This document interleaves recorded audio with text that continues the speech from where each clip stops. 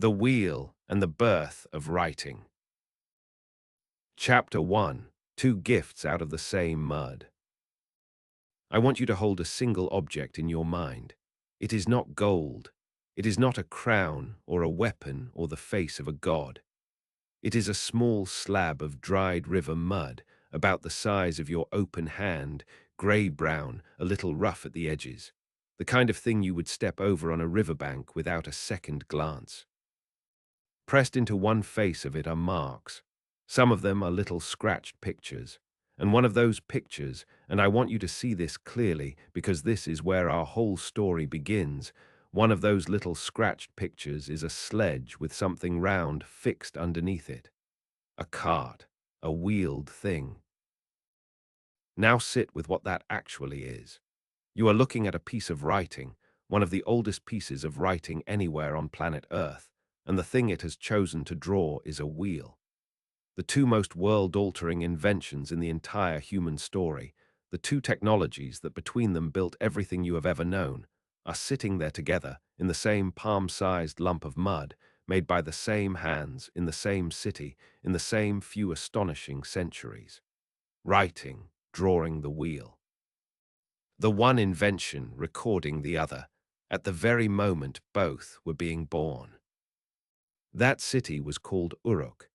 That mud came from between two rivers, the Tigris and the Euphrates, in the south of what is now Iraq. And that moment was around 5,500 years ago. I find that almost impossibly moving, and I want to tell you why before we go a single step further. For hundreds of thousands of years, human beings had everything they needed to be human. They loved, they grieved, they made tools and told stories around fires and buried their dead with flowers. And in all that immense stretch of time, two things they never had. They could not truly hold on to their own memory. Nothing outlived the person who remembered it. No thought could travel past the sound of a voice before it faded. And they could not move more than their own backs and their animals' backs could carry. Everything a family owned, everything a city needed, had to be dragged or hauled or balanced on a shoulder. And then, in one particular patch of hot mud between two rivers, both of those ancient limits broke. People taught the mud to remember, and people taught the load to roll. One invention gave the human race a memory that outlives the body. The other gave it the power to carry more than the body ever could, remembering and carrying. Those are the two things a civilization has to be able to do, and both of them were invented, more or less, in the same place, at the same time, out of the same clay. Here is the first thing I need you to know about the people who did this, and it is the thing that will haunt this entire episode. We do not know their names, not one of them. Think about that. The invention that hands us the names of the dead, that lets a person who died 5,000 years ago reach across all that silence and tell us who they were, that invention's own inventor is utterly, permanently nameless. And the wheel, the thing under every car and every clock and every hard drive spinning in the machine you might be listening on right now, no name, no story, no face. The two gifts that let humanity keep almost everything kept nothing of themselves. We will read, before this is over, the name of the very first individual human being whose name we know. And I promise you, we will never learn the name of the man or woman who taught the mud to remember. That paradox is going to walk beside us the whole way. So let me tell you what we are going to do together. We are going to watch both of these things be born, slowly, grubbily, out of the most unglamorous needs imaginable, not out of poetry, not out of genius striking like lightning, but out of somebody needing to count sacks of barley and somebody needing to haul a load of ore. We are going to sit inside the debate about how they really happened, because the honest truth is that scholars are still arguing, sometimes furiously, and the arguing is one of the best parts. We are going to meet an accountant and a goddess and a furious king who may have been the first human being ever to look at writing and hate it. We are going to climb a cliff in Persia with a Victorian soldier and a boy whose name is lost. And by the time we reach the end, I promise you this, you will never again look at a grocery receipt or a spinning wheel or a single written word the way you do right now. It all came out of the mud. Let me show you how. Chapter 2: The Cliff, the Bet, and the Sealed Envelopes. But before I can show you how it began, I have to be honest with you about something, and it is the kind of honesty I want us to practice for the next few hours, because it makes the whole thing more thrilling, not less. For most of the time that human beings have existed, we could not read a word of any of this. The tablets were there, hundreds of thousands of them, lying in the ground of Iraq, whispering the accounts and the poems and the laws of the first cities, and no one alive could understand a single mark. The knowledge of how to read the world's oldest writing died. It died so completely that for the better part of 2,000 years, educated people looked at cuneiform and saw only decoration. Bird tracks, random dents in old bricks. So the story of how we know any of this is itself a detective story, and it is one of my favorites in the history of the human mind. I have to tell it to you now up front, because everything else we say depends on it.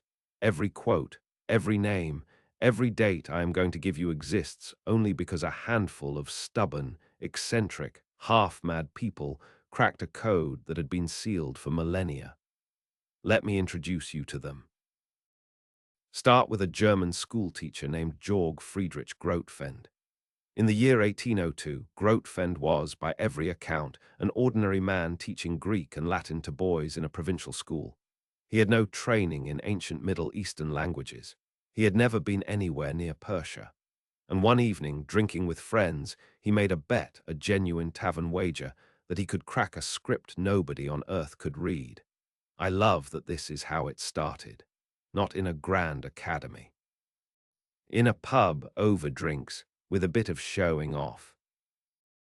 What Grotefend had to work with were copies of inscriptions from the ruined palaces of Persepolis, made decades earlier by a Danish surveyor named Carsten Niebuhr, who had noticed something crucial.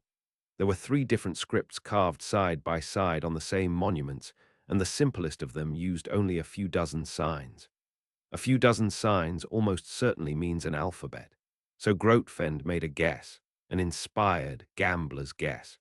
These were royal Persian monuments. Kings loved to carve their own names and titles. He looked for a short repeating pattern that might mean king, and a longer one that might mean king of kings, and then he did something clever.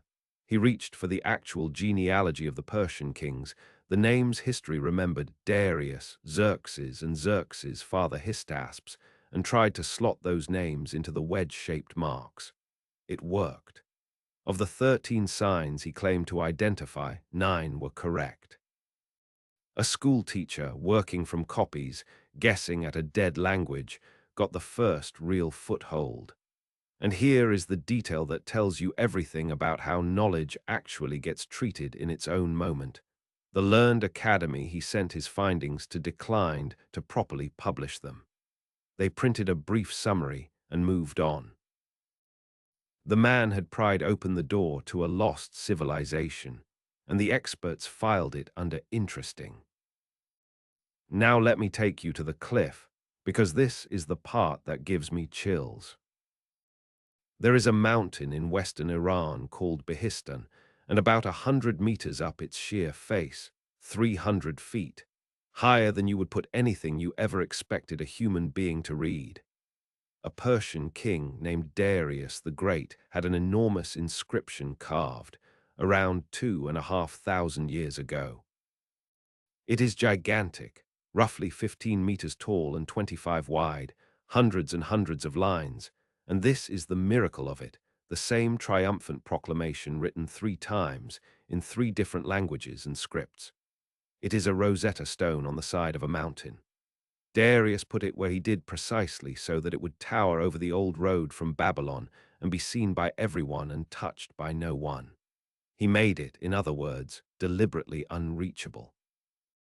Which is a problem if you happen to need to copy it. Enter Henry Creswick Rawlinson, a British army officer stationed in Persia in the 1830s to help train the Shah's soldiers. Rawlinson was the kind of Victorian adventurer who barely seems real. He was a brilliant linguist, a superb athlete, and this is true, and I cannot resist telling you, he kept a pet lion cub that followed him around the camp. He became obsessed with the inscription on the cliff. The lower section, the old Persian one, he could reach with ladders, standing on the top rung above a long drop, copying wedges into a notebook. But the other two versions, the ones he would eventually need to unlock the harder languages, were on surfaces a person simply could not stand on. So who actually got them? Not Rawlinson, and I want to correct a legend here, because the honest version is better than the myth. The story you will often hear is that Rawlinson had himself lowered down the cliff on ropes like some daredevil. He did not. What actually happened is that the most dangerous, most inaccessible copying was done by a local Kurdish boy, whose name, and this breaks my heart in a way that fits this whole episode perfectly, whose name is simply lost. Nobody wrote it down. This boy scrambled up a crack in the rock face, hammered in pegs, rigged himself a kind of makeshift swinging seat out over the drop, and pressed damp paper into the ancient carving to take an impression of it, letter by letter, hanging in the air over 100-meter fall. The whole recovery of the world's oldest writing turns, at its most crucial physical moment, on a nameless child on a rope. Remember him. He belongs to the great theme of this story, the people who make the memory possible and are themselves forgotten. And then came the part that turned one man's guesswork into a real science.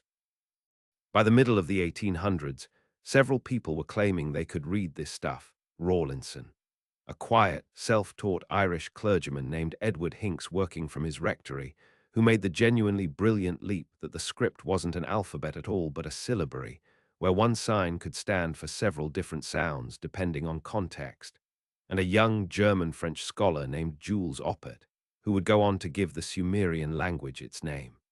But the skeptics scoffed. Anyone, they said, could invent a translation and claim the marks supported it. How would you ever know they weren't just making it up? So in 1857 they ran a test, and I think it is one of the most beautiful experiments in the history of scholarship. A newly found clay cylinder, covered in some 800 lines of Assyrian writing, was given identically and separately to 4 of these decipherers. They were sent to their 4 corners. Each worked alone, with no contact. Each sealed his finished translation in an envelope and sent it to the Royal Asiatic Society in London. And then, in front of witnesses, the envelopes were opened and the 4 translations were laid side by side. They matched, not word for word in every phrase, but on every point that mattered. 4 men who had never compared notes had read the same dead language the same way. 2 of the versions were, in the words of the people who checked them, virtually identical. That was the moment Cuneiform stopped being guesswork and became knowledge. That was the moment a silence 2,000 years deep finally broke, and the first cities began, at last, to speak again. I told you this story first, and out of order on purpose, because I never want you to forget, as I hand you quote after quote and name after name across the next few hours, what it cost to be able to hand them to you at all. Every single word we can read from Uruk reaches you across a bet made in a tavern, a boy on a rope, and 4 sealed envelopes. Now, with the door finally open, let us go back to the very beginning, to the land itself, and to the mud that started everything. Chapter 3: The Land That Had Everything and Nothing. I want to take you to the place now, and I want you to arrive there with the right feeling in your chest, because if you picture the birthplace of civilization as some lush, easy paradise, you will misunderstand everything that follows. This land was a paradox. It was, at the same time, one of the most generous places on earth and one of the most maddeningly deprived. And that exact contradiction, plenty and scarcity, locked into the same soil, is the engine that drove people to invent. Picture the flat, hot plain of southern Iraq. Two great rivers, the Tigris and the Euphrates, come down out of the mountains of eastern Turkey, fat with snowmelt, and wander south across a nearly level floodplain toward the Persian Gulf. Every spring they flood, and when they retreat they leave behind a fresh layer of silt, new soil, laid down free of charge, year after year, for thousands of years. In that soil, if you can get water to it, barley grows in almost obscene abundance. The Sumerians grew so much grain that they could feed people who did not farm at all, and that surplus, that mountain of extra barley, is the thing that made cities possible in the first place. You cannot have a city full of priests and potters and scribes and metalworkers unless a smaller number of farmers can grow food for all of them. The generosity of this land is the foundation of the entire human experiment in living together in the tens of thousands. So that is the plenty. Now here is the scarcity, and it is almost comical in its completeness. This fabulously fertile plain had essentially no stone, no metal ore, no decent timber. Think about what that means. You want to build something to last, you have no rock to quarry. You want a bronze blade, a copper chisel, there is not an ounce of metal in the ground beneath you. You want strong beams for a roof. The tallest useful thing around is a palm tree and a stand of reeds. The people with the richest farmland in the world were, in terms of raw materials, living on almost nothing. As one plain summary of the region puts it, the area lacked building stone, precious metals, and timber, and so had to rely on long-distance trade to get them. They had a surplus of food and a shortage of almost everything else. And do you see what a situation like that does to a species as clever as ours? It does two things. First, it forces you to trade, to reach out across enormous distances, to move your surplus grain to faraway mountains and swap it for silver and cedar and copper. Hold that thought, because the need to haul goods over long, flat distances is going to give the wheel a reason to exist. And second, scarcity forces you to look hard at the one material you do have, lying under your feet in unlimited quantity, and ask, what can I make out of this? Because there was one thing this land had without limit: mud. Wet, fine, clean river clay, deposited fresh every single year, as much as anyone could ever want. And I want you to feel how completely this one humble material saturates our whole story, because once you see it, you cannot unsee it. They had no stone to build with, so they made bricks out of mud, shaped by hand, dried in the sun, and they stacked those mud bricks into the first cities and the first towering temples the world had ever seen. They had no papyrus, no parchment, no paper, so when the need came to write, they wrote on mud, pressing marks into wet clay and letting it harden. They needed to count and keep track of things, so they rolled little counters out of mud. And the potter, shaping vessels from that same clay, spun it on a turning disc. The potter's wheel, which, as we will see, is the mud's own quiet rehearsal for the wheel that would one day carry armies. The tablet, the token, the brick, the pot, the wheel that spun the pot. Every single thing at the heart of this episode is, quite literally, made of the same handful of the same mud. That is not a metaphor I am reaching for. That is the physical fact of it. When people ask why writing and the wheel and the city all appear in this one place at this one time, a big part of the answer is disarmingly simple. This was a place with brilliant, hungry, well-fed people, a desperate need to record and to move things, and an endless supply of the one substance you can shape into absolutely anything. Give a river enough mud, and enough clever people with enough problems to solve, and you get the modern world. It all came out of the mud. Now let me show you the very first thing they made from it, thousands of years before writing, the tiny objects that, some believe, taught the human race to write at all. Chapter 4: The Little Clay Counters. I want to slow right down now because we are about to watch something that took 5,000 years to happen, and if I rush it, you will miss the wonder of it. We tend to imagine that writing was invented, that one brilliant person sat down one afternoon and thought, I shall now invent writing, and did it. That is not what happened, not even close. Writing did not arrive. Writing crept up on the human race so slowly, over so many centuries, through so many tiny practical steps, that no one living through any single step could possibly have known where it was all heading. And the very first step, most scholars believe, was so small and so dull that you would never guess it was the beginning of literature, law, science, and every book ever written. It was a little lump of clay, the size of the tip of your finger. Go back to around 8,000 years before the Common Era, 10,000 years ago, twice as far back as the cities we have been talking about. All across the Fertile Crescent, in what is now Syria and Turkey and Iraq and Iran, farming is taking hold, and with farming comes a brand new problem that no hunter-gatherer had ever really faced: surplus. You have grain in a storehouse. You have a flock of sheep out on the hills.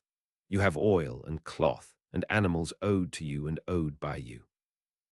And human memory, wonderful as it is, simply cannot hold all of that reliably. How many sheep did I send with the herder? How much grain is stored, and how much is owed to the temple? You need something outside your own head to hold the count. And so people started making little clay tokens, tiny shapes, cones, spheres, discs, cylinders, each one standing for a specific thing in a specific amount. This is the part I love because of how physical and concrete it is. A small cone might mean a small measure of grain. A sphere might mean a larger measure. A flat disk might mean a sheep. You are not writing anything. You are not drawing anything. You are making a little clay stand-in for a real thing in the world, and you can hold your wealth in your hand, count it, sort it, move it around. If a herder set off with a flock, you could keep, back home, a little pile of sheep tokens, one for each animal, and when he returned, you counted the tokens against the flock. The count now lived in the clay, not just in a person's fickle memory. For thousands of years, and I want you to really feel that span, this is not a brief experiment. This is longer than all of recorded history since. This quiet little system of clay counters did its work across the ancient Near East, and nobody wrote a word because nobody needed to. Then, around 3,500 years before the Common Era, in the great temples and trading houses, the system got more sophisticated, and it hit a problem that turns out to be the hinge of the whole story. Say you and I make a deal. I am sending you a shipment, and inside it are the goods represented by, let's say, 7 tokens. How do we make sure nobody tampers with the count along the way? Somebody had a genuinely elegant idea. Seal the tokens inside a hollow ball of clay. You put the 7 tokens in, you close it up into a solid clay sphere, scholars call it a bulla, and now the count is locked, tamper-proof.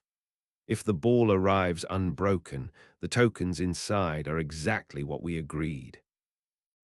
But do you see the maddening flaw? Once you have sealed the ball, you cannot see the tokens anymore. To check the count, you have to smash the very thing whose being intact was the whole point. So, and this, right here, is one of the quiet hinge moments of human history. Before sealing the ball, people began pressing each token into its soft outer surface, leaving an impression. 7 tokens inside. 7 little impressed marks on the outside, telling you what's within without breaking it open. I want you to stop and look hard at what has just happened, because a person doing it would have had no idea.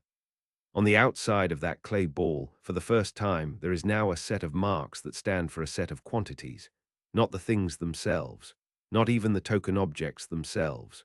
Marks, two-dimensional signs pressed into a flattish surface, carrying meaning. Somebody looking at the outside of that ball is, in the most literal possible sense, reading. And then comes the last, beautiful, obvious step, the one it apparently took a while for anyone to actually take. If the marks on the outside already tell you everything, if you can read the counts straight off the surface, then what exactly are the tokens inside for? They have become redundant. They are ballast. So people stopped bothering with the hollow ball and the tokens inside it altogether and just kept the surface. They flattened the clay into a little tablet and pressed the marks straight onto it. The three-dimensional counter had become a two-dimensional sign. The object had become a symbol. This is the theory made famous by a French-American archaeologist named Denis Schmant-Besserat, who spent years cataloguing thousands of these little clay tokens that everyone else had ignored as junk, and argued that this, tokens, to sealed balls, to impressed marks, to flat tablets, is the road that leads to writing. And I have to tell you honestly right now that not everyone agrees with her, and the disagreement is fierce and fascinating, and I am not going to skip past it. We are going to spend a whole chapter inside that fight later, because it is one of the great live debates in this field, and I would be cheating you to pretend it's settled. But whatever the exact route, the deep point stands, and it is breathtaking. The world's first writing did not come from someone trying to capture a song or a prayer or a story. It came from someone trying to make sure nobody cheated them on a delivery of sheep. The most sublime invention in human history began as an anti-fraud device. Greatness begins in the grubby. Hold on to that, because we are going to see it again and again. Now, for this to become true writing, for those marks to explode from a handful of quantities into the ability to record anything a human being could say, you need a city big enough and complicated enough to demand it. You need the largest, strangest, most crowded place the world had ever seen. Let me take you to Uruk. Chapter 5. Uruk, the machine that needed a memory. Let me set you down in the middle of it. It is about 5,000 years ago, and you are standing in the greatest city on earth, which, at this moment in history, means something almost incomprehensible, because for most of human existence there were no cities at all. And now, suddenly, here is one holding tens of thousands of people in a single place. Uruk. Estimates vary, and we will be honest about that, but somewhere between 40 and 80,000 people lived here, packed inside its walls, with tens of thousands more in the fields and villages around it. Nothing remotely this large had ever existed. To the people alive then, Uruk was not a city. It was the city. It was the definition of what a city could be, being written for the first time. And I want you to feel the strangeness of that for the human animal. We had spent hundreds of thousands of years living in small bands, in groups where you knew every single face. Our instincts, our emotions, our very sense of who counts as us, were all forged in little communities of a few dozen people. And now here, on this hot plain, a human being could walk down a street and be surrounded by thousands of strangers, people they had never met and never would. That had simply never happened before. Uruk was an experiment in a new way of being human, and nobody knew if it would work. At the heart of the city rose the temples, built of that same sun-dried mud brick, stacked into vast platforms and stepped towers that climbed toward the sky, the ancestors of the ziggurats. One of them was so tall, plastered so white it caught the sun, that it could be seen far out across the plain, blazing like a landmark. And these temples were not just houses for the gods. This is the part people miss. They were the beating economic heart of the whole city, the greatest storehouses, the greatest employers, the great organizers of labor. The temple took in the surplus grain, and the temple gave it back out day by day to the workers who kept the city alive. And that daily, staggering, city-sized flow of stuff is the thing I need you to focus on, because it is the pressure that squeezed writing into existence. Just try to imagine the accounting problem. Thousands of workers, and every one of them has to be fed. Grain coming in from hundreds of fields, beer being brewed, sheep being counted, oil being measured, cloth being woven, rations being handed out morning after morning to thousands of hands, and all of it has to balance. All of it has to be tracked, who delivered what is stored, what is owed, what went out. No human memory on earth could hold that. No little pile of clay tokens in a sealed ball could hold that. The city had become a machine so large and so complex that it needed a memory outside of any single human head. It needed to be able to write things down, not because anyone wanted poetry, because the barley had to add up. Let me hand you one perfect little object that shows you exactly how this worked, because it is one of my favorite things in all of archaeology, and it tells you everything about what these first cities really were. Across the ruins of Uruk, archaeologists keep finding, by the literal thousands, a certain kind of crude, mass-produced clay bowl. They are rough, coarse, all roughly the same size, made fast and made cheap, and they turn up in enormous heaps. For a long time, people puzzled over them. What were they? And the leading answer is wonderful in its ordinariness. They are ration bowls. They are the paycheck. A worker put in his day of labor for the temple, and at the end of it his wage was a fixed measure of grain, ladled into a standard bowl, the same bowl every time, so the amount was always the same. There is even a strong hint of this in the writing itself, because the early sign that means something like ration or food portion looks very much like one of these little bowls. Hold one of those rough bowls in your mind. That is what the dawn of civilization actually felt like in the hand. Not a crown, not an epic, a standard-issue bowl of barley, handed to a tired worker at sundown. In a city so large it had to invent bureaucracy to keep everyone fed. To run all of this, the officials of Uruk had one more clever tool I have to show you, because it is going to matter later when we talk about the ordinary people who could not read. It was called a cylinder seal, a little carved stone, about the size of your thumb, with a design cut into its curved surface. You rolled it across wet clay, and it left a continuous impression, a unique picture that belonged to you, to your office, to your authority.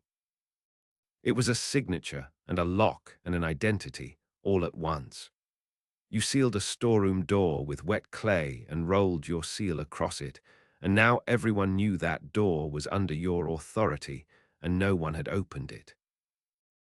In a city of strangers, and remember that is the new and frightening thing, a city is a place full of people you do not know, the seal was a way of saying this is mine, this is authorized, this is real. Trust made portable. The city that had lost the intimacy of everyone knowing everyone was inventing the tools that let strangers do business anyway. So here is where we stand. We have the land and its mud. We have the ancient little counters and the sealed clay balls and the flattened marks. And now we have the one thing that turns all of that from a clever accounting trick into the birth of writing itself. A city so vast and so hungry that it simply could not survive without a memory made of clay. The pressure is now unbearable. Something has to give. In the next chapter it gives, and a reed is cut and pressed into wet mud, and the human race learns, for the first time, how to make memory hold still. Chapter 6. How Memory Got a Body. Here is the moment. I have been walking you toward it for 5 chapters because I did not want it to arrive cheap, and now I want to slow down and inhabit it with you, physically, the way it actually happened, a person, a reed, and a lump of wet clay. Down in the southern marshes, growing everywhere along the waterways, are reeds, tall, hollow, common as dirt, and free, which in a land of scarcity is the whole point. Somebody cuts a short length of reed and trims the end of it, and the shape of that trimmed end is going to decide the look of human writing for the next 3,000 years, because a reed does not draw the way a pen or a brush draws. If you try to drag a reed tip through wet clay to make a flowing line, the The clay bunches and tears and fights you.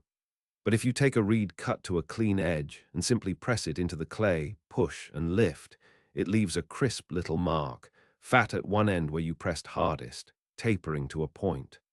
A wedge. A tiny, clean triangle of shadow in the mud.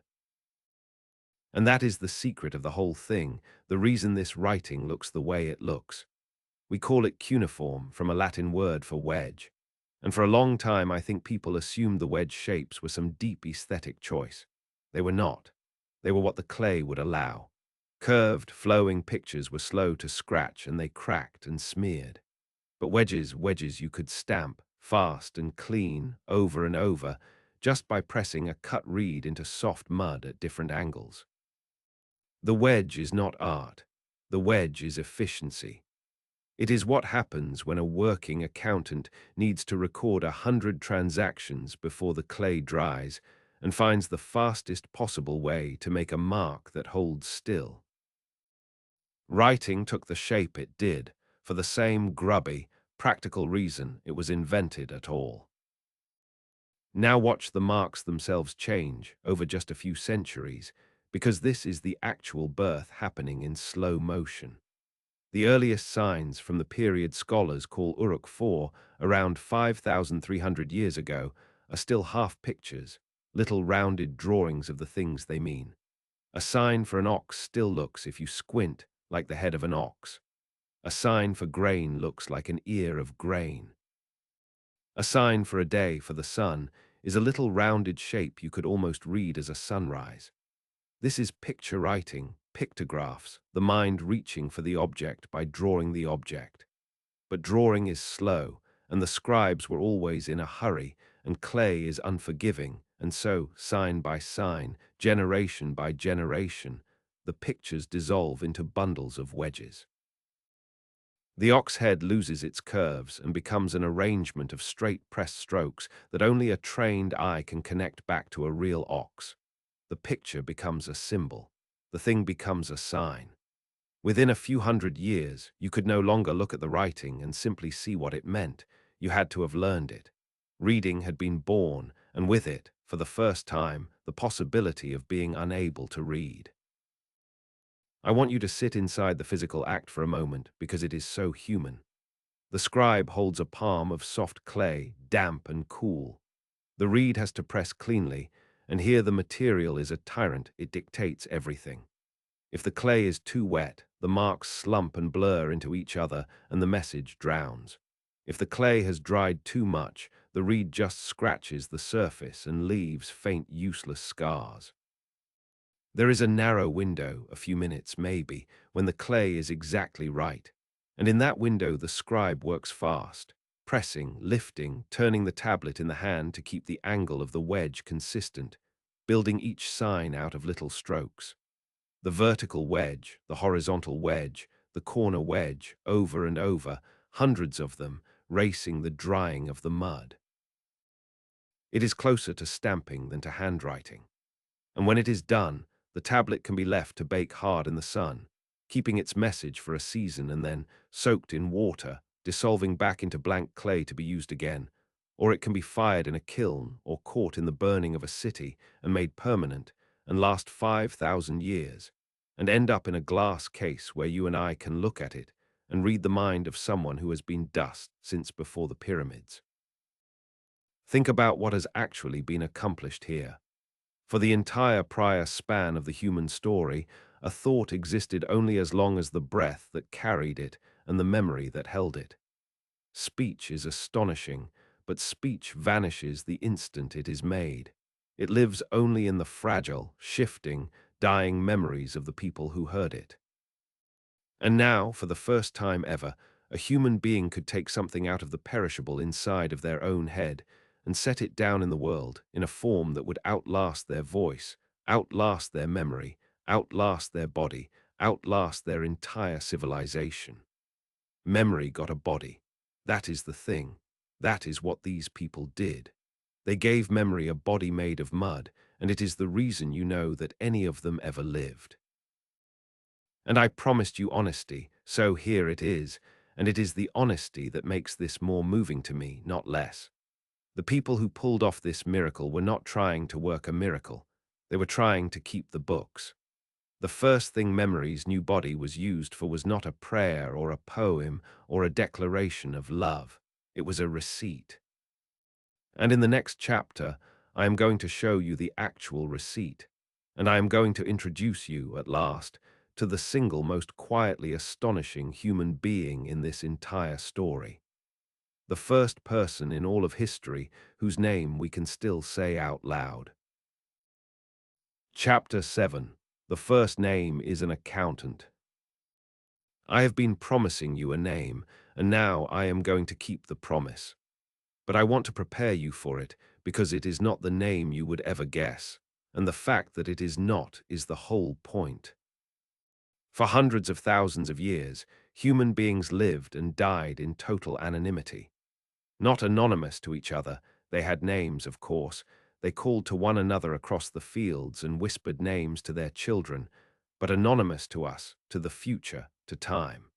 Every one of those billions of people vanished without leaving a single readable trace of who they individually were. The silence is almost too big to feel. And then writing happens, and a crack opens in that silence, and through the crack comes a name. The first individual human being whose name we can still read. And it is not a king, it is not a conqueror or a prophet or a hero, it is an accountant. His name, as best we can render it, was Kushim. We know Kushim from a handful of clay tablets out of Uruk, dated to around 5,200 years ago. And the tablets are not memoirs, they are not poetry, they are precisely and only business records. One of them, the most famous, translates to something almost comically mundane, a very large quantity of barley, some tens of thousands of measures, reckoned over a span of 37 months, and then the name, Kushim. The oldest legible name of an individual person on planet Earth, and it appears because that person was signing off on a barley account. Kushim held a title we can read too, a temple administrator, the official responsible for the grain, the person who made sure the numbers balanced. The first human being to step out of the darkness and be known to us by name across 5,000 years is, of all the things a person could be, a bookkeeper. Now I have to be careful and honest here, the way I promised, because this is exactly the kind of fact that a good story wants to run away with. We are not completely certain Kushim was a single individual person at all. The signs could conceivably be a title of an office, held by a succession of people, the way we might write the treasurer. Serious scholars hold that door open, and I hold it open with them. But many think Kushim really was a person, one particular human being, tallying one particular storehouse of grain, in one particular city, on one particular set of afternoons 52 centuries ago, and if so, then you have just met him. Across all that silence. Hello, Kushim. I find that almost unbearably moving, and I want to tell you exactly why, because it braids together two of the threads I promised would run through this whole episode. The first thread is the one we keep hitting. Greatness begins in the grubby. We want the origin of writing to be noble. We want the first written words to be a hymn, a law, a line of deathless verse. And instead, the honest, documented truth is that writing spent its first several centuries doing nothing but accounting, counting sheep, measuring barley, logging rations. The overwhelming majority of the earliest tablets are ledgers. Writing was not invented to sing. It was invented to count. The poetry, and there will be glorious poetry, I promise you, we will get there, comes much, much later. The receipt comes first. But here is the second thread, and this is the one that catches in my throat. Writing was invented as a tool of cold administration, a way for a powerful institution to track its wealth and control its labor. It was, in its origins, an instrument of bureaucracy and power. And yet the very same invention, made for the coldest possible reason, turned out to be the warmest gift the human race ever gave itself.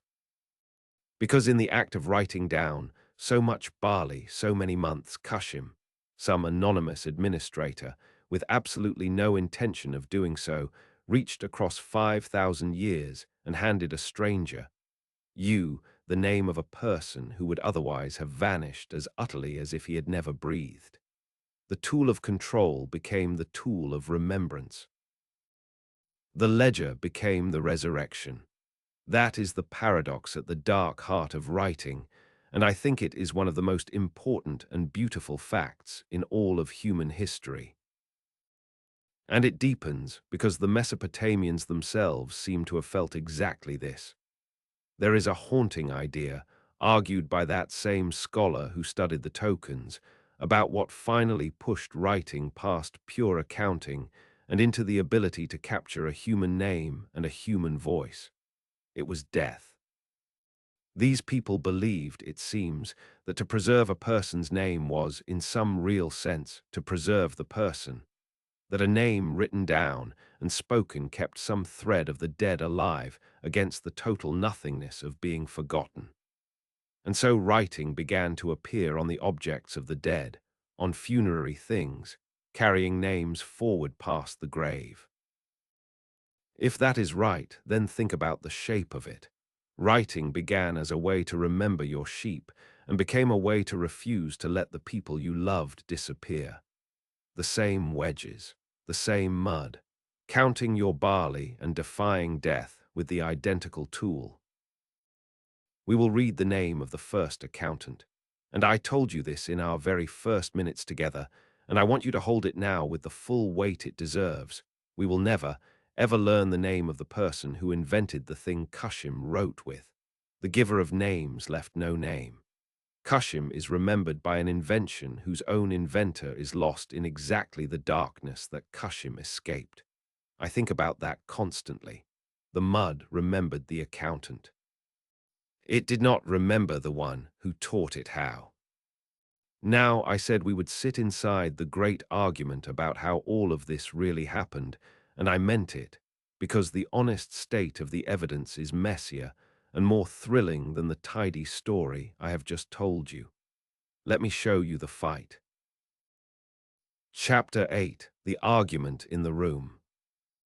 I have just told you a clean, satisfying story, tokens to sealed clay balls to impressed marks to tablets to writing. It is a beautiful story. It has a shape. It makes sense.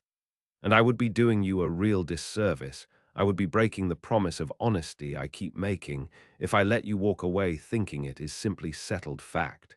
It is not. It is a live, contested, occasionally bad-tempered argument among brilliant people, and I want to take you into that room because the argument itself is one of the most instructive things in this whole subject. Uncertainty is not a flaw in the story. Uncertainty is the story at its living edge.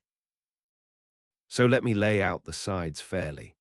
On one side stands the theory I have been describing, the token theory, most associated with Denise Schmant-Besserat, who did the heroic, unglamorous work of gathering up thousands of these little clay counters from dusty museum drawers where nobody else had bothered to look, and argued that they are the direct ancestors of writing. For her, writing grew out of counting, the whole system, tokens to tablets, one continuous evolution, with the shapes of the first written signs descending from the shapes of the old tokens. It is a powerful, elegant idea, and it has been enormously influential, one of those arguments that reorganizes how a whole field thinks. And then the objections start coming, and I find them genuinely gripping. One group of scholars, the careful readers of the actual early tablets, point out that when you really study how the Mesopotamians counted, it was not one simple system where one token equals one sign. It was a dozen different specialized counting systems at once, one for grain, another for animals, another for land, another for time, each with its own logic. That is not the picture you would expect if writing were just a straight copy of a simple token system. Others go further. A scholar named Peter Michalowski argues that the earliest writing was so radically different from what came before that it should be seen not as a gentle evolution out of tokens, but as a genuine break, a leap, something new that drew on many sources at once, seals and sealings and images, and yes, tokens, but not tokens alone. Writing, in this view, was born in a whole rich soup of symbol making, not from one clean ancestor. And there is a wonderfully specific criticism I have to share because it is so honest. Some of the tokens Shmant Besserat counted may not have been accounting tokens at all. There is no perfectly clean way to tell a clay counting token from a clay bead, a clay game piece, a clay toy, a bit of ritual junk. Some of those little objects were found in children's grave. Were they counters, or were they a child's toys, buried with a child who loved them? We often cannot say for certain. The catalogue that anchors the whole theory may be, in part, a catalogue of things that were never used for counting at all. I love that objection, not because I want the theory to fail, but because it is exactly the kind of ruthless honesty that keeps knowledge honest. Now let me give you the single best piece of evidence that the tidy story is too tidy, because it is one of my favorite facts in this entire episode. If writing simply replaced tokens, if tablets made counters obsolete, then tokens should vanish from the record the moment writing takes hold, around 5,000 years ago.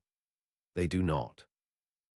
At a site in southeastern Turkey, archaeologists found clay tokens still being made and used and stored in official administrative buildings in the first millennium before the Common Era, more than 2,000 years after writing was supposedly invented and should have swept the tokens away. 2,000 years. The counters and the writing lived side by side in the same offices for longer than the entire span from the Roman Empire to now. One of the archaeologists put it perfectly, and it is such a human observation. Complex writing did not stop people using the old counters, he said, just as the digital age has not wiped out the pencil and the pen. We still keep a paper list on the fridge in a house full of computers. People are not tidy, they keep what works. And the neat evolutionary story, new thing arrives, old thing dies, turns out to be a fantasy we impose on a much messier, more human reality where the old and the new just keep on living together. So where does that leave us? It leaves us gloriously in the honest middle. Here is what almost everyone agrees on. Writing emerged in Mesopotamia out of the world of counting and administration in the great cities like Uruk around 5,500 years ago, and its earliest overwhelming use was to keep track of goods and labor. That much is rock solid. And here is what is still genuinely, thrillingly open. Whether tokens were the true parent of writing or one influence among many, whether it was a slow evolution or a sudden leap, and even, and this one keeps me up at night, what language these first writers actually spoke. Because the earliest tablets are so purely a code of quantities and objects that they barely tell us what language was in the writer's mouth. We assume it was Sumerian. We cannot fully prove it. The people who invented writing may not be fully readable to us even now in the very act of their invention. Is that not extraordinary? We can read the barley. We are still not certain we can hear the voice. That is the honest state of it, and I think holding all of it at once, the solid center and the unsettled edges, is far more thrilling than any tidy fable. Now let me take you to the people whose entire lives were built on this invention, the scribes. Because to turn a pile of mud into a civilization's memory, you needed an army of trained human beings, and getting trained was brutal. Chapter 9: The Tablet House. I want to take you to school now, to the world's first schools, because that is genuinely what they were, the oldest formal education system we know of anywhere. And I want you to meet the small boys who spent their childhoods learning to do the thing we have just watched be invented. Because here is a truth that is easy to miss in all the wonder. An invention is only as powerful as the number of people who can actually use it, and writing, for almost its entire ancient life, could be used by almost no one. This was not a gift handed to everybody. It was a specialized, difficult, jealously guarded skill, and the place where you got it was called, in Sumerian, the Edubba, the tablet house. Let me show you one because we have actually found them, and the evidence is wonderfully concrete. In the city of Nippur, archaeologists excavated an ordinary-looking house. Scholars call it House F, and inside it they found something startling, something like 1,400 fragments of clay tablets. Not business records, not a rich family's accounts. School exercises. Practice tablets by the hundreds, the discarded homework of children learning to write, thrown into the walls and floors as rubble when they wore out. It is not a grand building. It is a modest house in a crowded city where 4,000 years ago, kids sat on the floor and were drilled, hour after hour, in the wedges. We can hold their homework in our hands. I find that unbearably intimate, the ancient equivalent of finding a schoolroom's worth of scribbled-on worksheets and reading the exact mistakes a specific child made on a specific dull morning. And it was hard.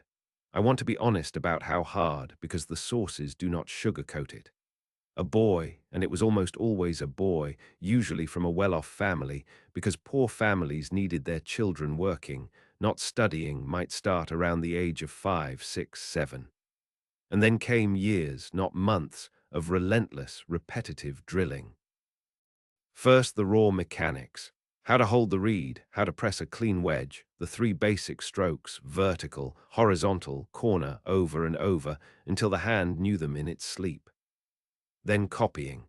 A teacher would press a model text into the top of a tablet, and the student would copy it beneath again and again, and the tablet would be smoothed flat and reused and copied on again. Then longer texts, sign lists with hundreds and hundreds of entries to be memorized, tables of measures, legal phrases, proverbs. And I have to tell you the discipline was harsh, sometimes savage. The surviving accounts of school life speak of beatings, of punishment for a sloppy tablet, for talking, for being late, for standing up without permission. This was not a gentle place. There is a line from an ancient school text that I cannot get out of my head, because across 4,000 years it is so instantly, achingly familiar. It says, in effect, if you study night and day and work all the time modestly and without arrogance, and if you listen to your colleagues and your teachers, then you still can become a scribe. You still can. Listen to the hope and the fear packed into that still. That is a tired kid being told that the mountain is climbable if only he does everything right. Any of us who has ever been a struggling student or watched one knows that voice exactly. It is the sound of a child being asked to endure. 4,000 years, and the voice has not changed at all. Why so brutal, so long, so hard? Because the writing itself was genuinely, monstrously difficult. This is crucial, and it explains an enormous amount about the ancient world. Cuneiform was not a tidy little alphabet of 20-something letters that you could learn in a season. It was a sprawling system of hundreds of signs. And this is the killer. A single sign could be read in several completely different ways, depending on context. It could stand for a whole word, or for a sound, or serve as a silent hint about what category of thing you were reading. One mark, many possible readings. To make it worse, over time the schools were teaching Sumerian as what amounted to a dead classical language. The way medieval European scholars learned Latin layered together with the everyday spoken language. So a working scribe was juggling 2 languages and a fantastically ambiguous script all at once. It took years to master because it was, frankly, a beast. And that difficulty had a colossal social consequence, which I need you to feel because it overturns something we like to believe. We tend to assume that writing is inherently democratic, that to write things down is to spread knowledge, to empower ordinary people, to hand the truth around. In the ancient world, it was very nearly the opposite. Because writing was so hard and took so many years and required leisure and wealth to acquire, only a tiny sliver of the population could read at all. The estimates hover down around 1, 2, 3 people in every 100. Writing did not spread power outward. It concentrated it. The people who could read and write became an indispensable elite, standing between the powerful and everyone else, controlling the records that decided who owed what, who owned what, who was taxed, who was conscripted. The farmer could not read the tablet that recorded his debt. The laborer could not read the roster that listed his name among thousands of workers. Writing made ordinary people more visible to the state, more countable, more taxable, more controllable, without making the state one bit more visible to them. Memory had been given a body, yes, but at first only a few hands were allowed to touch it. Hold that thought, because much later in our story, a cheaper, simpler kind of writing is going to come along and blow this whole elite monopoly apart, and it will help kill cuneiform stone dead in the process. But before we get there, I have to introduce you to the gods of this whole enterprise, because to the scribes, writing was not a dry job. It was sacred. There was a goddess who held the reed pen of heaven, and what happened to her tells you something profound about the world that was changing around these tablets. Let me introduce you to Nisaba. Chapter 10. The goddess who held the reed and the god who took it. I have to tell you about Nisaba, and I have to tell you what was done to her, because it is one of the most revealing stories in this entire episode. A story about writing and gods and power, and who gets remembered as the source of a great thing. And it is, in its quiet way, one of the most instructive and saddest stories I know. Start here. The divine patron of writing in the oldest layers of this civilization was a woman, or rather a goddess. Her name was Nisaba, and I find her completely captivating. She did not begin as a goddess of writing at all.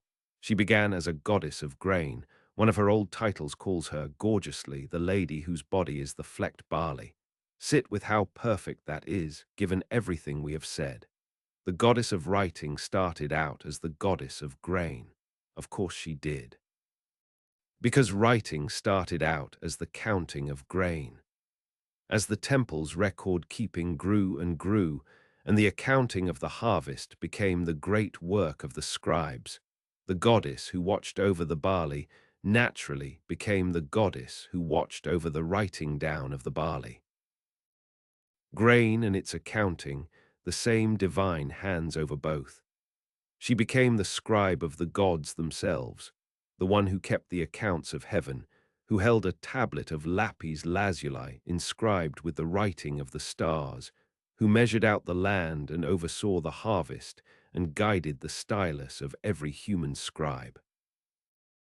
And she was genuinely, deeply beloved by the people whose whole lives were writing. Countless Sumerian texts, hymns, myths, school exercises end with a little phrase of devotion, praise to Nisaba. It is a scribe's closing bow, a signature of thanks to the goddess who was believed to guide every stroke of the reed. A student's practice tablet survives that says, simply and touchingly, I am the creation of Nisaba.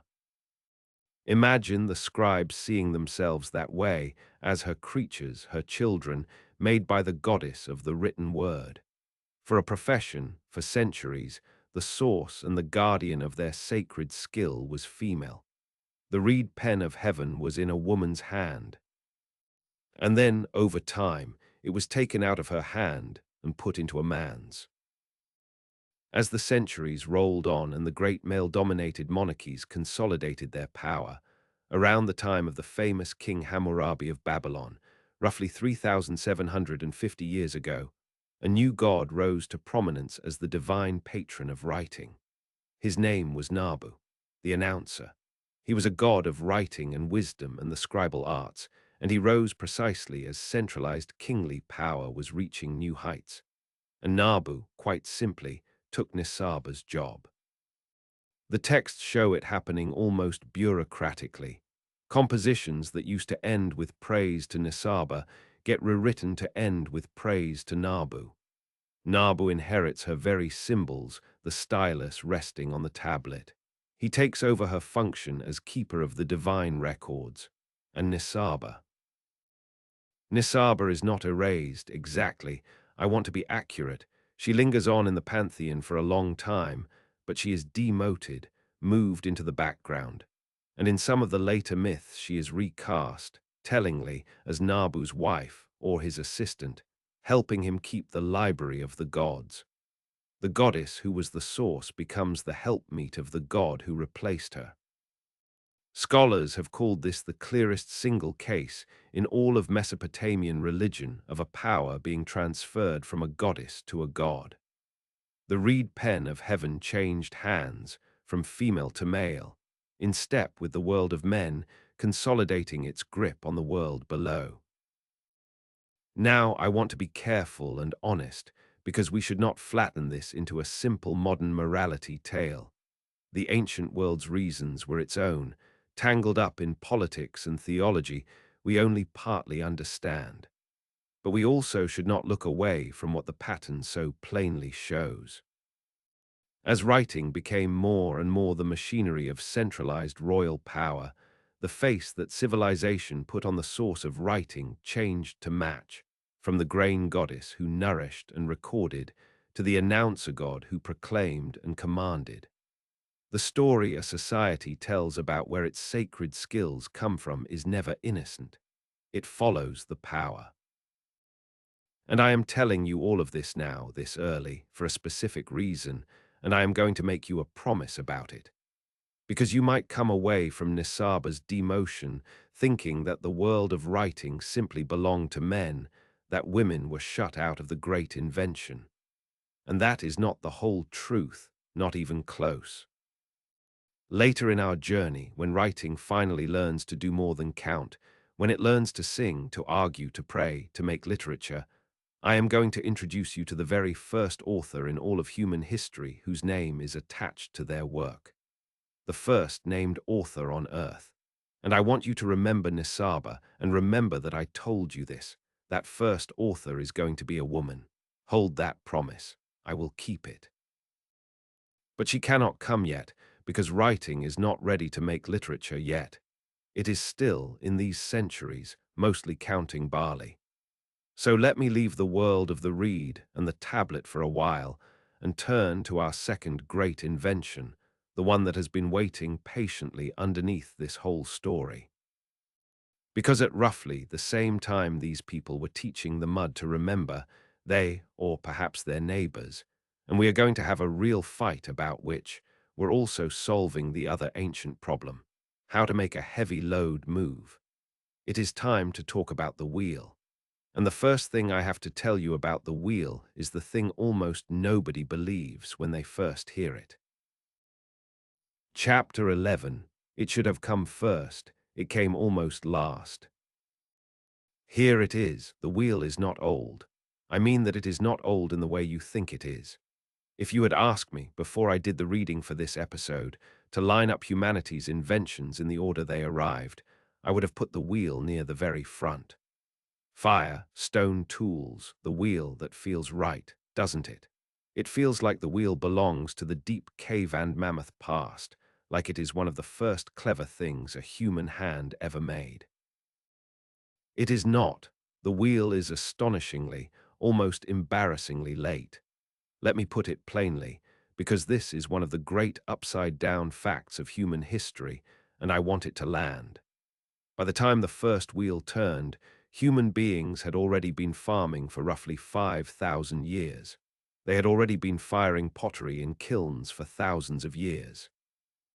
They had already woven cloth, domesticated the sheep and the goat and the cow and the pig, built the town of Uruk, raised the great stone circles, and as we have spent this whole episode watching, They had already invented cities and taxes and writing itself. The receipt came before the wheel. Let that sit for a moment. We could write down the number of sheep we owned before we could roll them to market. Memory got its body before the load got its roll. So the refrain I have been holding back for 11 chapters, I can finally say, it should have come first. It came almost last. Of all the world-changing things in this story, the wheel is the one that feels most primitive and is in fact the most sophisticated latecomer of them all. Why on earth would something as simple as a wheel take longer to arrive than writing? And the answer is the second thing almost nobody believes, because a wheel is not simple. A wheel, the round part, the disc, that part is easy. A child can see that a round thing rolls. You do not need to be a genius to notice that a log rolls downhill, and I want to gently kill, right now, the most beloved story we tell about this invention. You know the one. Some shaggy ancestor watches a log roll down a slope, his eyes go wide, and in a flash of firelight he has the idea that will change the world. It is a lovely story, and it is almost certainly nonsense. Watching a circle roll requires no insight at all.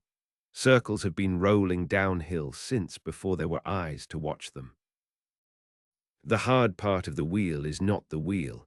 The hard part is the hole. The hard part is the axle.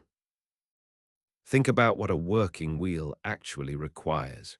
You need a round hole through a heavy wooden disc, and you need an axle that fits through that hole, and here is the cruel part.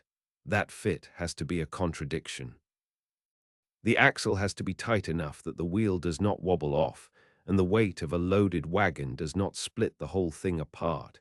And at the very same time, it has to be loose enough, smooth enough, round enough, that the wheel can actually spin freely for hour after hour, day after day, grinding under a half-ton of grain. Too tight and it seizes. Too loose and it shatters. You are threading a needle between two failures, and you are doing it in wood, which swells when it is wet and shrinks when it is dry. You cannot make that fit with stone tools. You simply cannot. To carve a hole that round and an axle that true, to shave a dowel of oak down to a smooth, even load-bearing cylinder, you need metal. You need copper chisels and copper gouges, sharp and hard enough to pare wood precisely rather than hack at it. And that is why the wheel had to wait. It could not arrive until humanity had entered the age of metal, the Copper Age, the Chalcolithic, when the first smiths were pulling metal out of green stone. Every single wheel-using society in the ancient world was a metal-using society. There are no exceptions. The wheel is not a Stone Age idea that somebody was too dim to think of earlier. It is a Copper Age machine that could not physically exist until the tools to build it existed. The insight was never the circle. The insight was the precision. And here is the piece that I find genuinely delightful, the piece that ties the two halves of this whole episode back together. When the wheel finally does show up in the human record, it does not show up first as a cart. It shows up first as a potter's wheel, a flat disc spinning on a fixed point, so that a potter can throw a perfectly round bowl. The very same handful of people who were pressing wet clay into tablets to invent writing were also spinning wet clay on a wheel to shape their pots. The potter's wheel and the cart wheel are twins of rotation, born of the same discovery that a thing balanced on a central axis will turn smooth and true. It all came, once again, out of the mud. The wheel's first job was not to carry the barley. Its first job was to shape the bowl the barley was served in.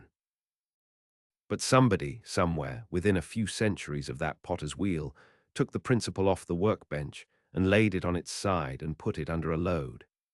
And the question of who that somebody was and where they stood when they did it is one of the best unsolved mysteries in all of archaeology. Because, and this is going to sting a little, given the title of this episode, the oldest wheel we have ever actually dug out of the ground was not found anywhere near Sumer. Chapter 12. The Wheel That Wasn't Where It Should Be.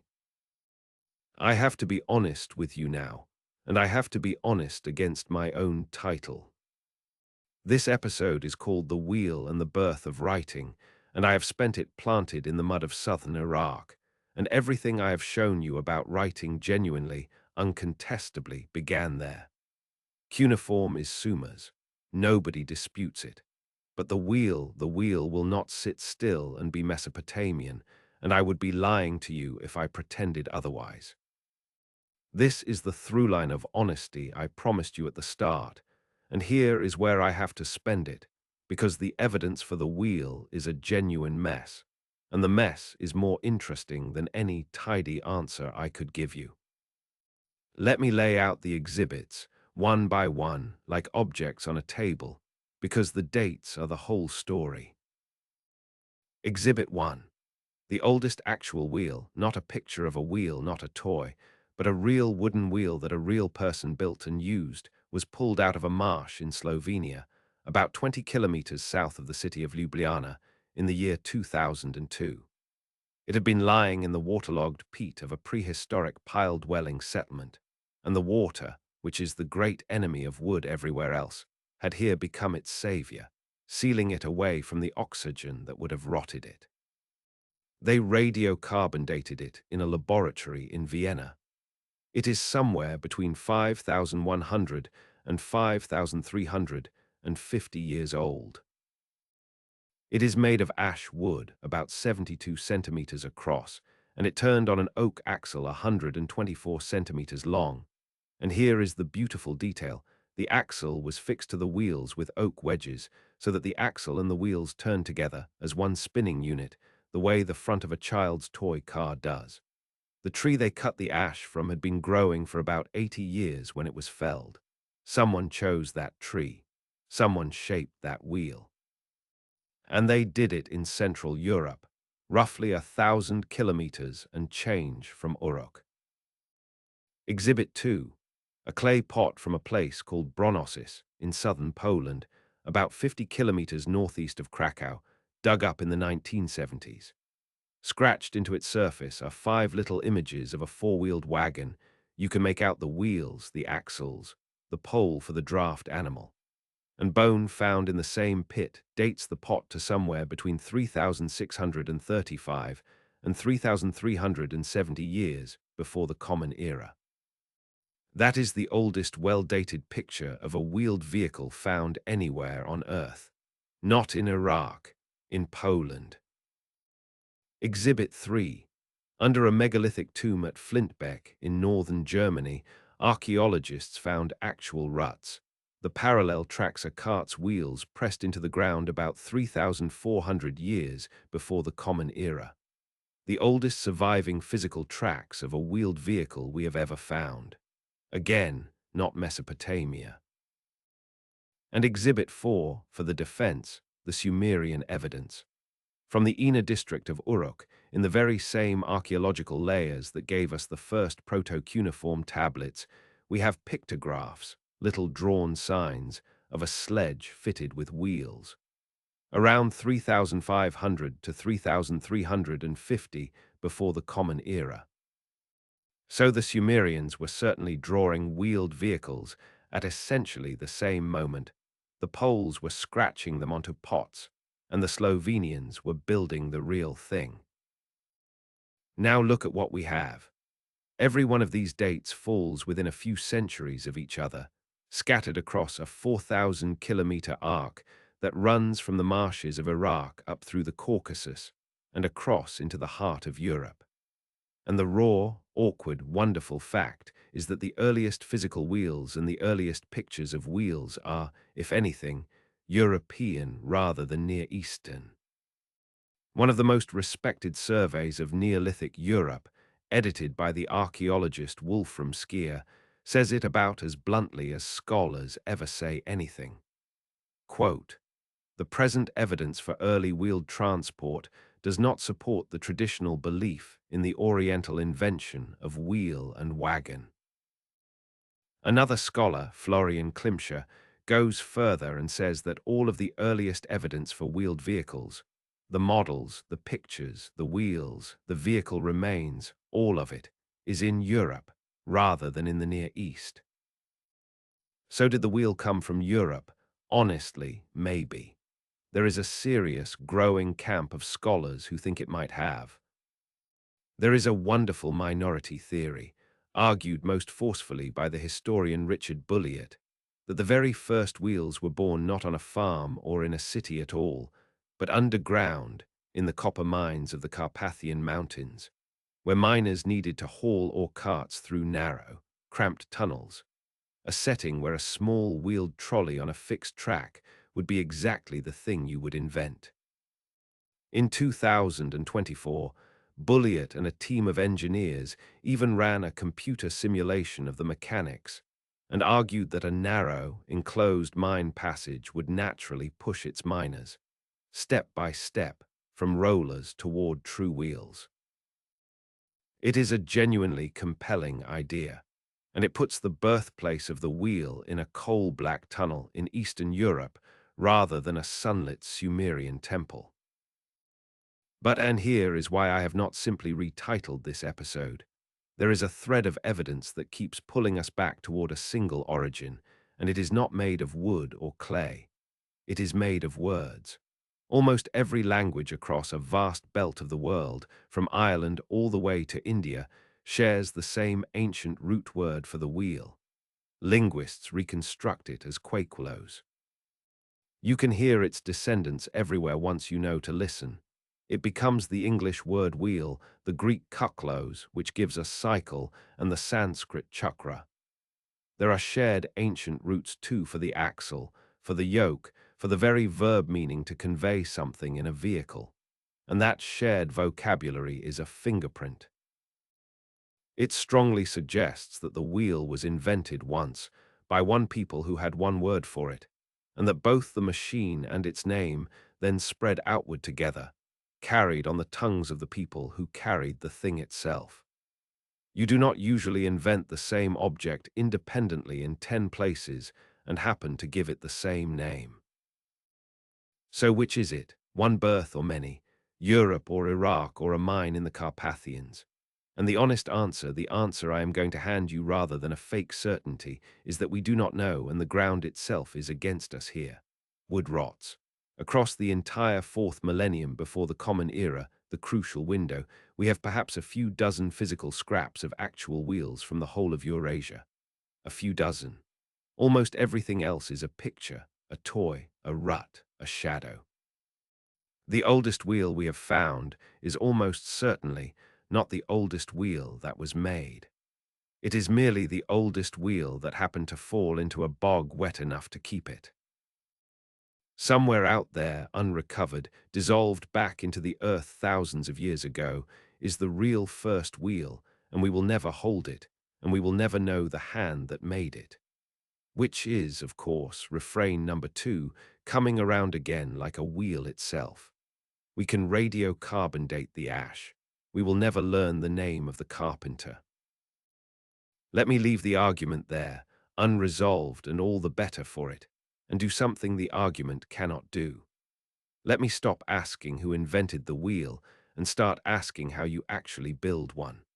Because whoever they were, in Slovenia or Sumer or a tunnel in the Carpathians, they solved a set of problems in wood and metal that are genuinely brilliant, and I want to put you in the workshop while they do it. Chapter 13. How to Build a Wheel.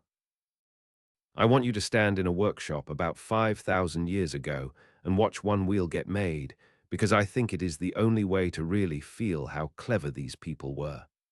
Forget the picture book wheel, the neat cross-section of a tree trunk sawn off in a perfect circle. They almost never did that, and for a good reason. A slice of tree trunk cracks. Wood dries unevenly along its grain, and a solid round disc cut from a single log will check and split within a season, right across the middle, and your wheel is firewood. So watch what they do instead. This is the classic early design, and it is called a tripartite wheel, which just means a wheel made of 3 parts. Our carpenter does not take one round piece of wood. He takes 3 planks, a wide one for the middle, where the axle hole will go, and two narrower ones for the flanks. He shapes them, and he joins them edge to edge. The Ljubljana wheel used a tongue-and groove joint, one plank's raised lip fitting into another's carved channel. And then, crucially, he pins the three planks together with cross braces, battens of wood hammered into precisely cut slots running at right angles across the grain. Those cross battens are the whole trick. They fight the wood's own urge to split lengthwise. They hold the three planks in tension across the direction they most want to crack. Only after all that does he cut the outside down to a circle. He builds a stable rectangle of wood first, and then he carves a wheel out of it. That is not the work of a brute. That is the work of someone who has thought hard about how wood fails and has designed against it. Then there is the matter of choosing the wood itself, and here is where I fell a little in love with these people. They did not use just any timber. On that Slovenian wheel, the disc is ash, and the axle is oak, and that is not an accident, that is a decision, and it is the right decision. Ash is springy and tough, and takes an impact without shattering, which is what you want in the wheel that hits every rock and rut in the road. Oak is dense and stiff and hard, and resists bending under load, which is exactly what you want in the axle that carries the weight. Different woods for different jobs, matched to the mechanical stress each part will suffer. Nobody wrote this down. There was no manual. This was knowledge held entirely in the hands and the eyes and the memory of craftsmen, passed father to son across generations, tested against 1,000 broken wheels until they knew, without a single word of theory, that ash flexes and oak holds. Now the hardest joint of all, the one we said made the wheel a latecomer, where the axle meets the wheel. This is where nearly all the friction lives, and friction is the enemy. It is heat, it is wear, it is the groan that eventually splits the hub. And here the ancients did something we still do in principle every time we oil an engine. They greased it. The Sumerians and the Egyptians packed the bearing with whatever slick substance they had, animal fat, vegetable oil, and this being Mesopotamia, bitumen, the natural tar that seeped up out of the same ground that gave them everything else. The same black pitch they used to waterproof their boats and cement their bricks, they smeared into the socket of the wheel so it would spin a little longer before it screamed. There is a folk record from medieval Sweden of people using crushed black slugs as axle grease, which may or may not be ancient, but I could not tell you about the slugs. And this is the part I want you to carry out of this chapter. That whole assembly, the round disc, the true axle, the tight but turning fit, the grease in the bearing, is a machine. Not a tool, a machine. It multiplies force. A wheel on an axle is really a kind of lever bent into a circle, and it means that an ox, walking at its own patient pace, could now drag a load that 10 men could not have shifted. A single ox cart could move something like 500 kilograms at walking speed. And the physics underneath it is almost unfair. To drag a heavy object flat along the ground takes something like 40 times the energy it takes to roll that same object on good wheels. 40 times. That is not an improvement. That is a different universe of what is possible. Everything that a civilization is too heavy to carry on its own back. The stone for the temple, the grain for the city, the timber, the ore, the tribute, all of it, from that moment on, could roll. So who got to use this miracle first? Who was riding and who was still walking? That turns out to have a surprising and slightly heartbreaking answer, and it is where writing and the wheel start to go their separate ways. Chapter 14. Who actually got to ride?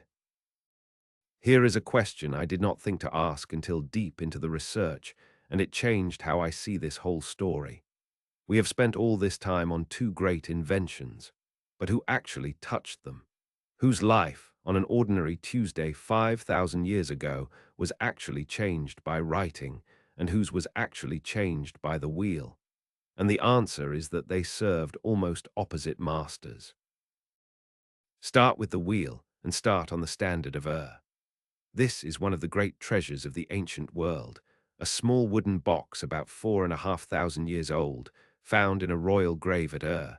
Its two long panels covered in tiny inlaid figures of shell and red limestone and deep blue lapis lazuli. One panel is called War and one is called Peace, and I want to walk you along the bottom row of each, because between them they tell you everything about who the wheel was for. On the war panel along the bottom, roll four heavy wagons, four-wheeled, solid-wheeled, each drawn by a team of four animals. Not horses. Horses have not arrived yet, but equids, donkeys, or onagers, or a strange hybrid we will come back to. And the artist has done something extraordinary, something you would swear was invented for a modern comic strip.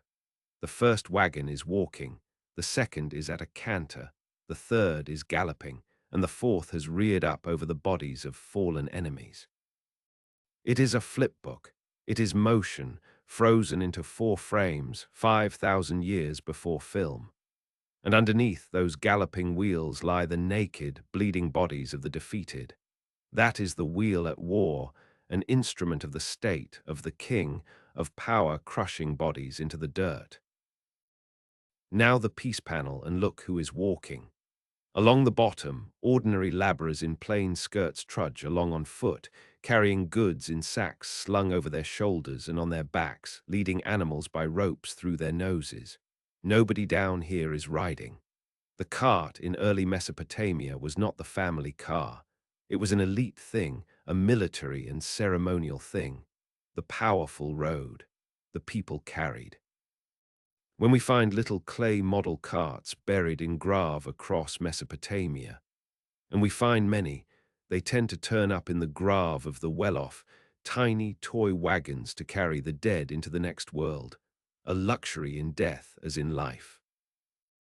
And the animals pulling those war wagons hide one of my favorite small discoveries in this whole subject. For decades nobody could quite identify the creatures on the standard of Ur. Not quite donkey, not quite wild ass.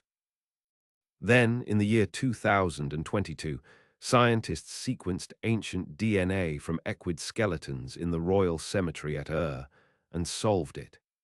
They were a deliberate hybrid, a cross between a domestic donkey and a wild Syrian ass, an animal the Sumerians called the kunga. These were bred on purpose, expensive, prestigious, fast, the sports cars of the third millennium before the Common Era, harnessed to the vehicles of the elite, while the ordinary farmer's slow, cheap ox plodded in the field. Even the horsepower was stratified by class. Now hold that image of the wheel, powerful, exclusive, a machine of kings and armies against writing, and here is the strange inversion. Writing, too, was elite.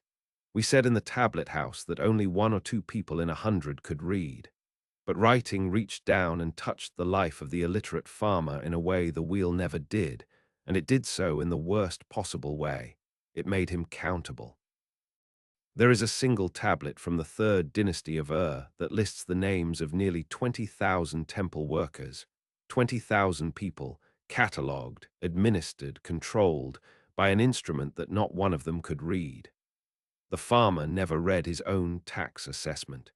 He grew the barley, and he handed his share to a temple official who could read and who wrote his name down. He built the ziggurat, and a scribe checked him off a list and handed him his ration of bread and beer. Writing did not liberate that man. It made him legible to the state. It is one of the great myths about writing that it democratized knowledge. In the ancient world at the beginning, it did almost the reverse. It concentrated power. It let a small literate class see, count, tax, and command a vast illiterate population with a precision no purely spoken word could ever have managed. And yet, and this is the tender detail I want to end on, even the man who could not read got to hold a piece of writing in his hand and to make his mark. Because there was the cylinder seal. A little carved stone cylinder, worn on a cord around the neck or wrist, its surface cut with a design unique to its owner. You rolled it across wet clay, and it left your image, your sign, your signature, and you did not have to read a single wedge to use it.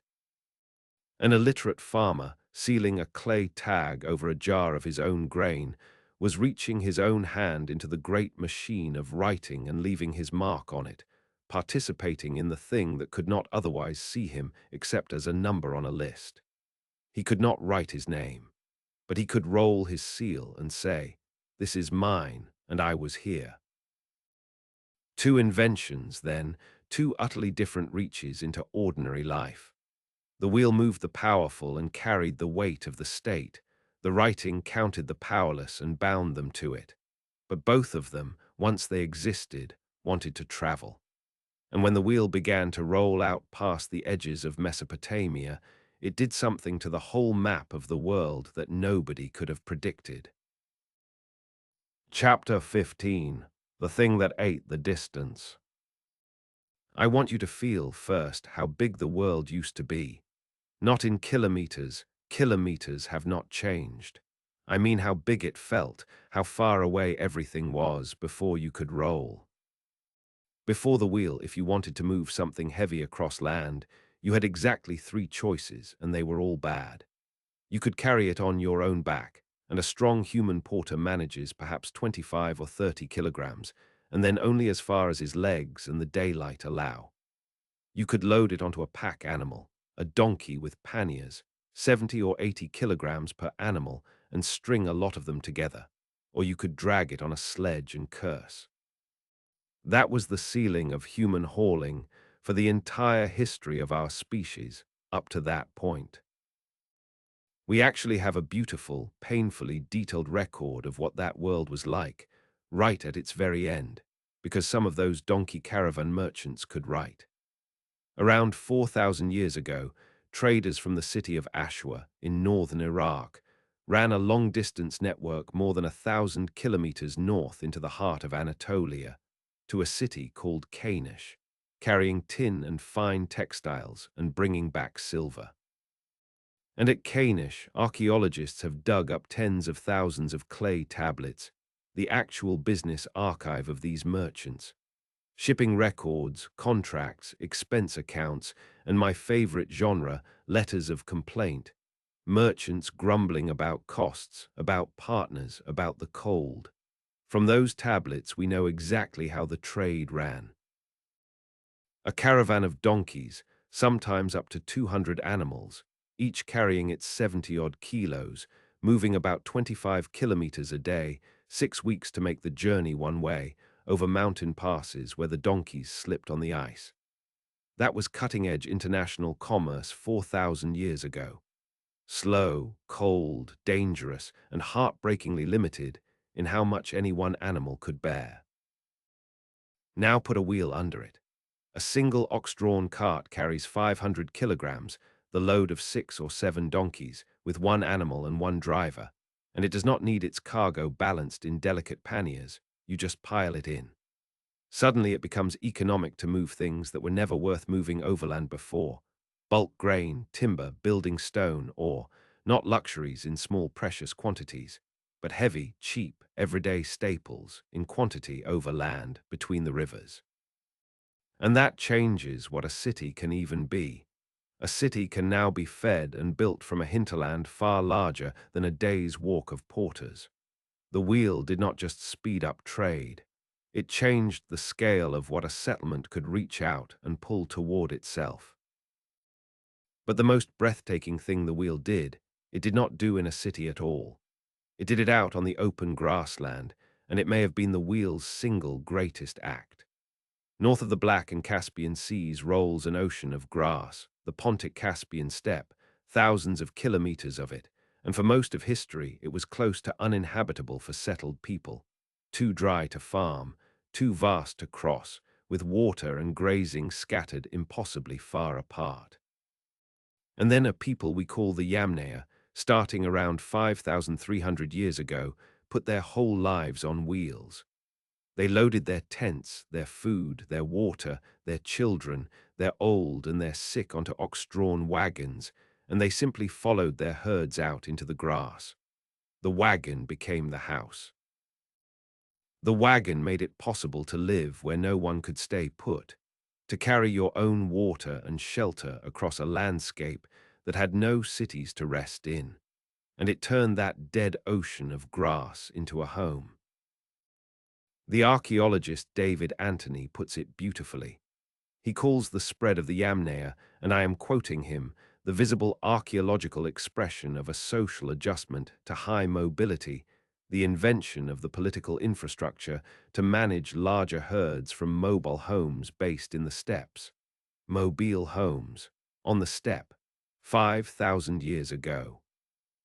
And those people, mounted on this new mobility, exploded outward across Eurasia in one of the largest human migrations in all of prehistory, carrying their herds, their wagons, their genes, and most linguists now believe their language, the ancestor of the great Indo-European family of tongues, the root that would branch into Sanskrit and Greek and Latin, and eventually into the very English words I am speaking to you now. The wheel that let them live on the grass may be part of why a third of humanity today speaks a language descended from theirs. There is a real argument that when you say the word wheel, you are speaking a faint echo of the people whom the wheel first set free. And the technology itself ran ahead of them and past them, faster than any empire.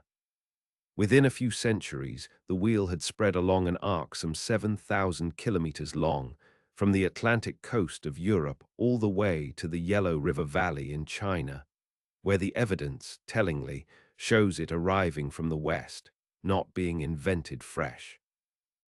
By the Middle Bronze Age, the whole of this connected world was humming with what historians only half-jokingly call the Bronze Age Internet.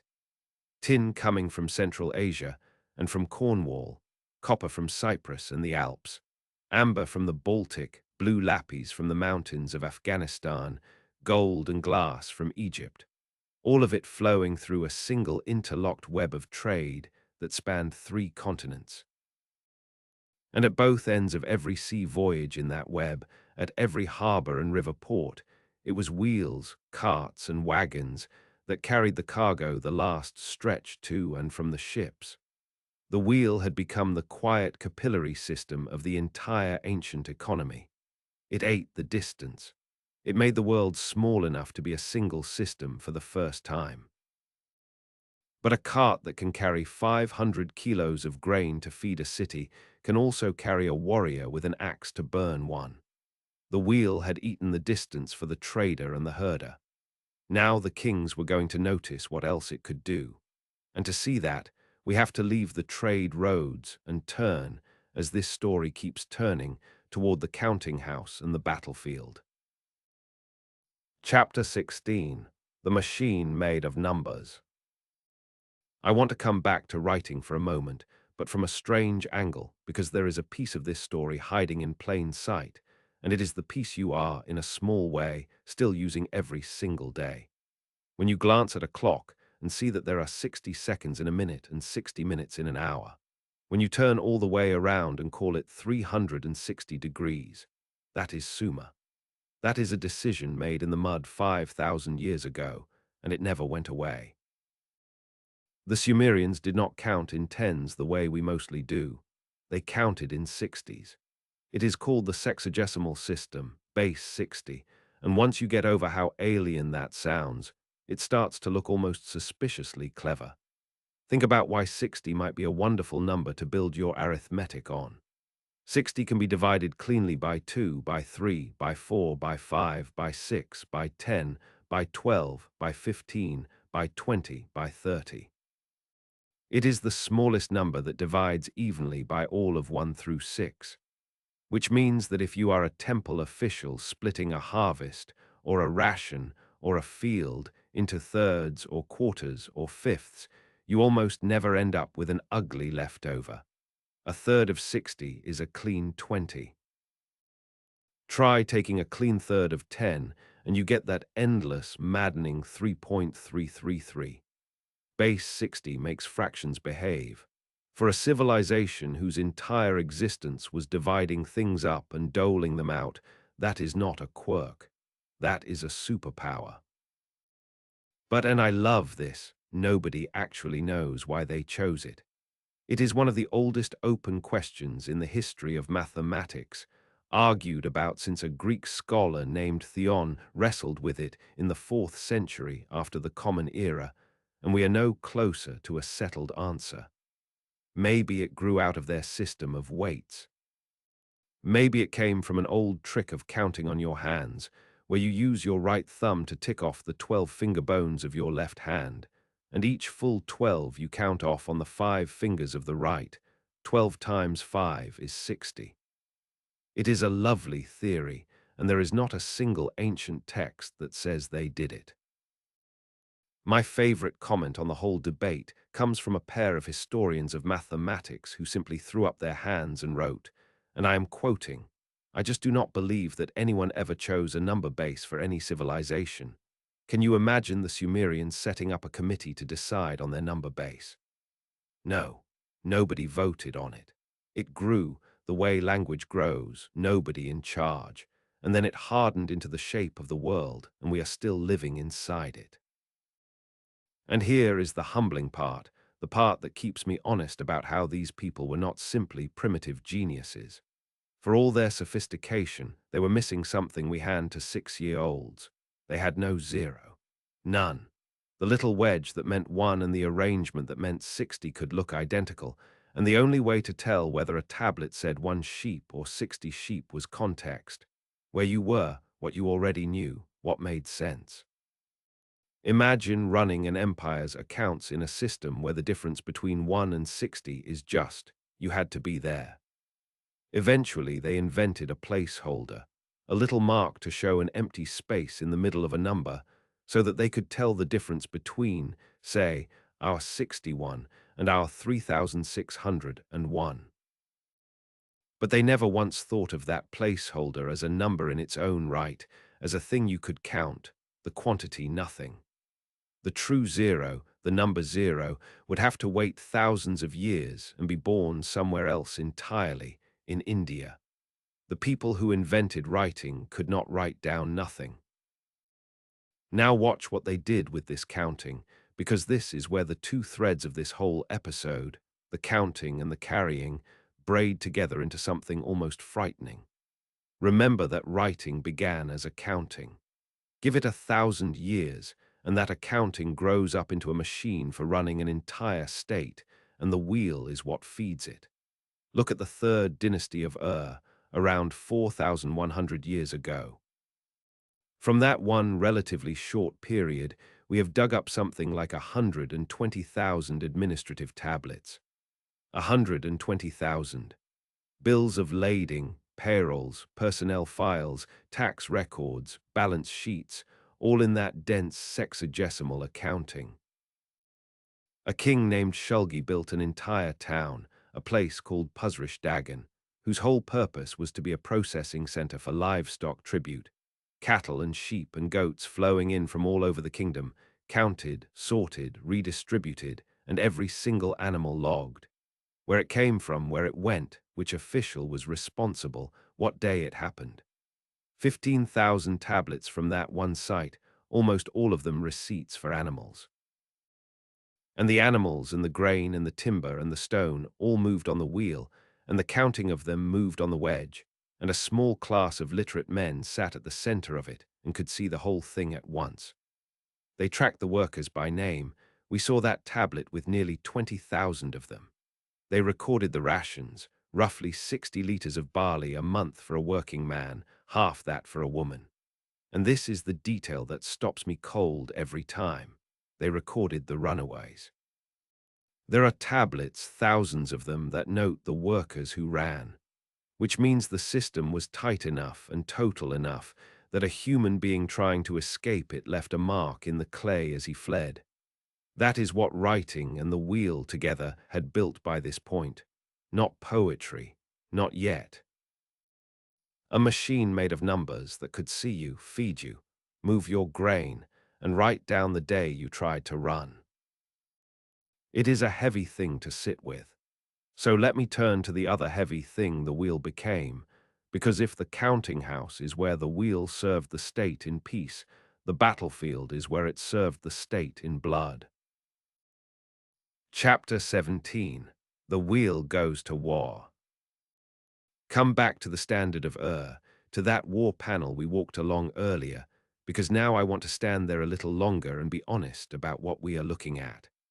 4 wagons, solid-wheeled, rumbling forward, and under the galloping teams the trampled bodies of the enemy.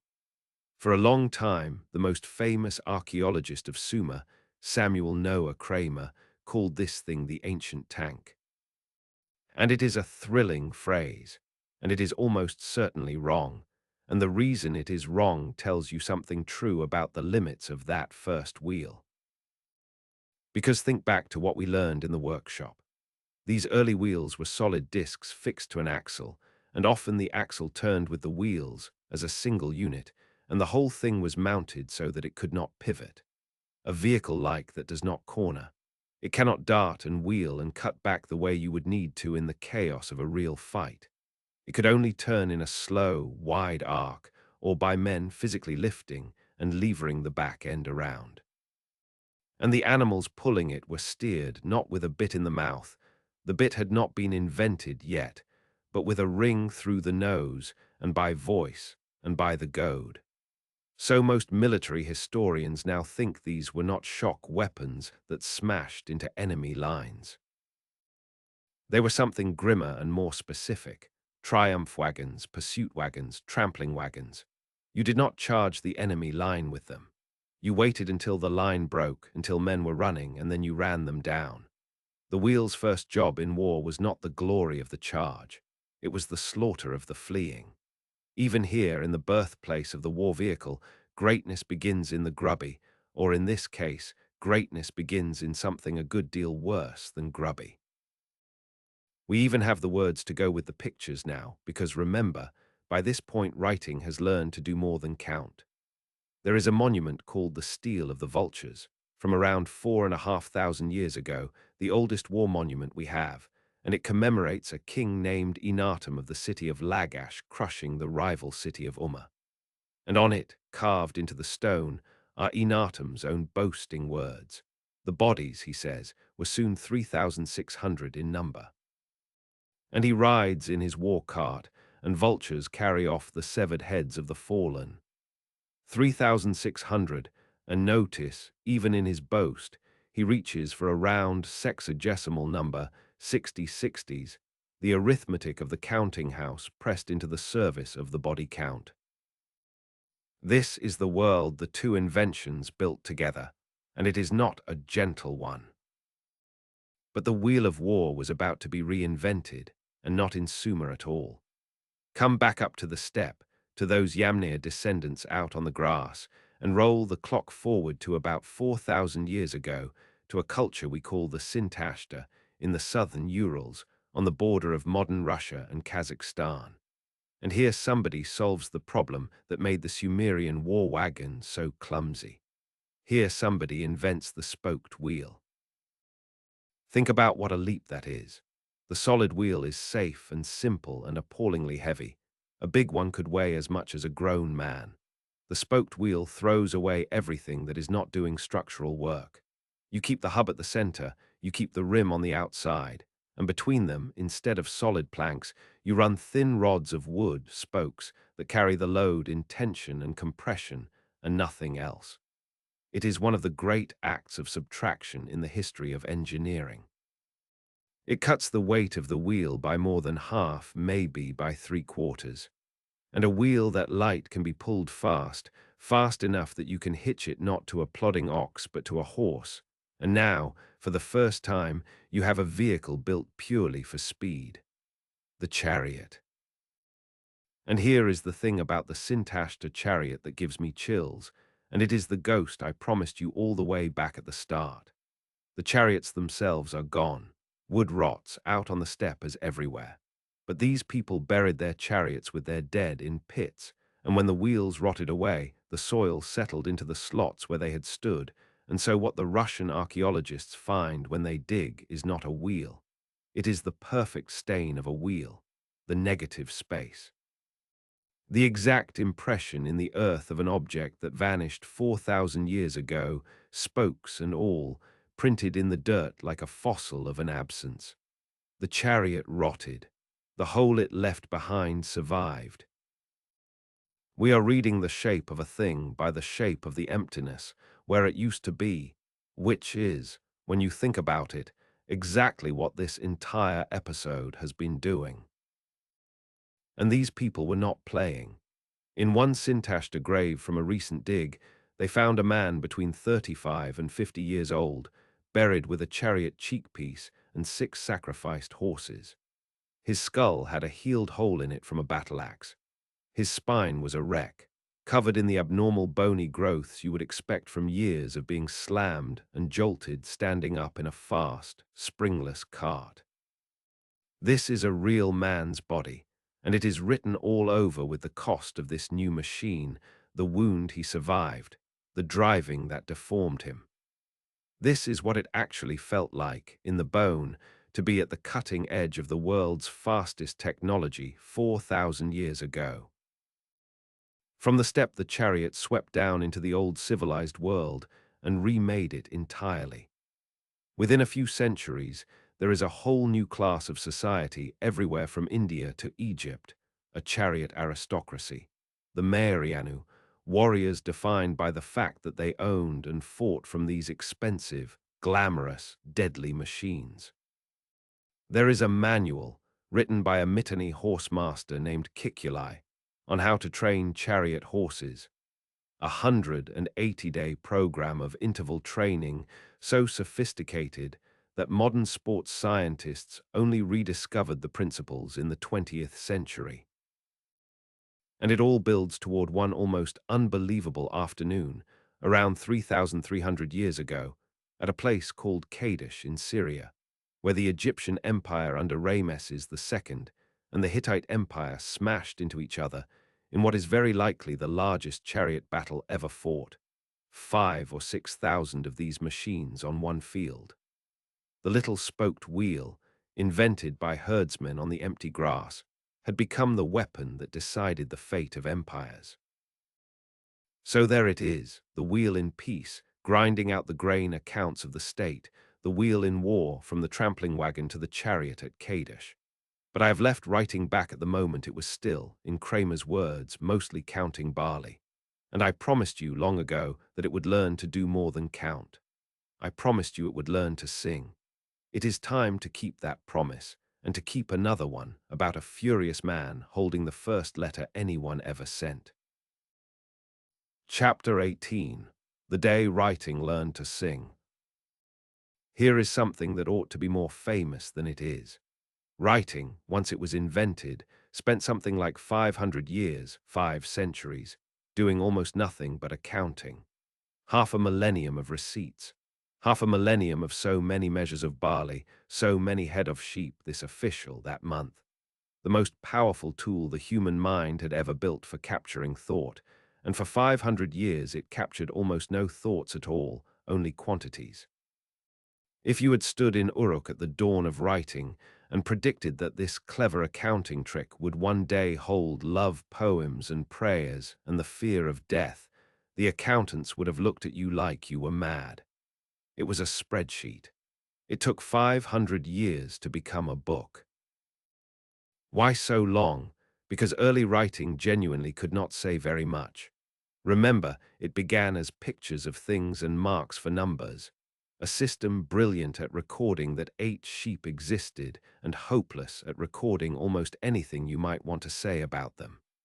It could not easily write who the sheep were going to, or why, or how the herdsman felt about losing them.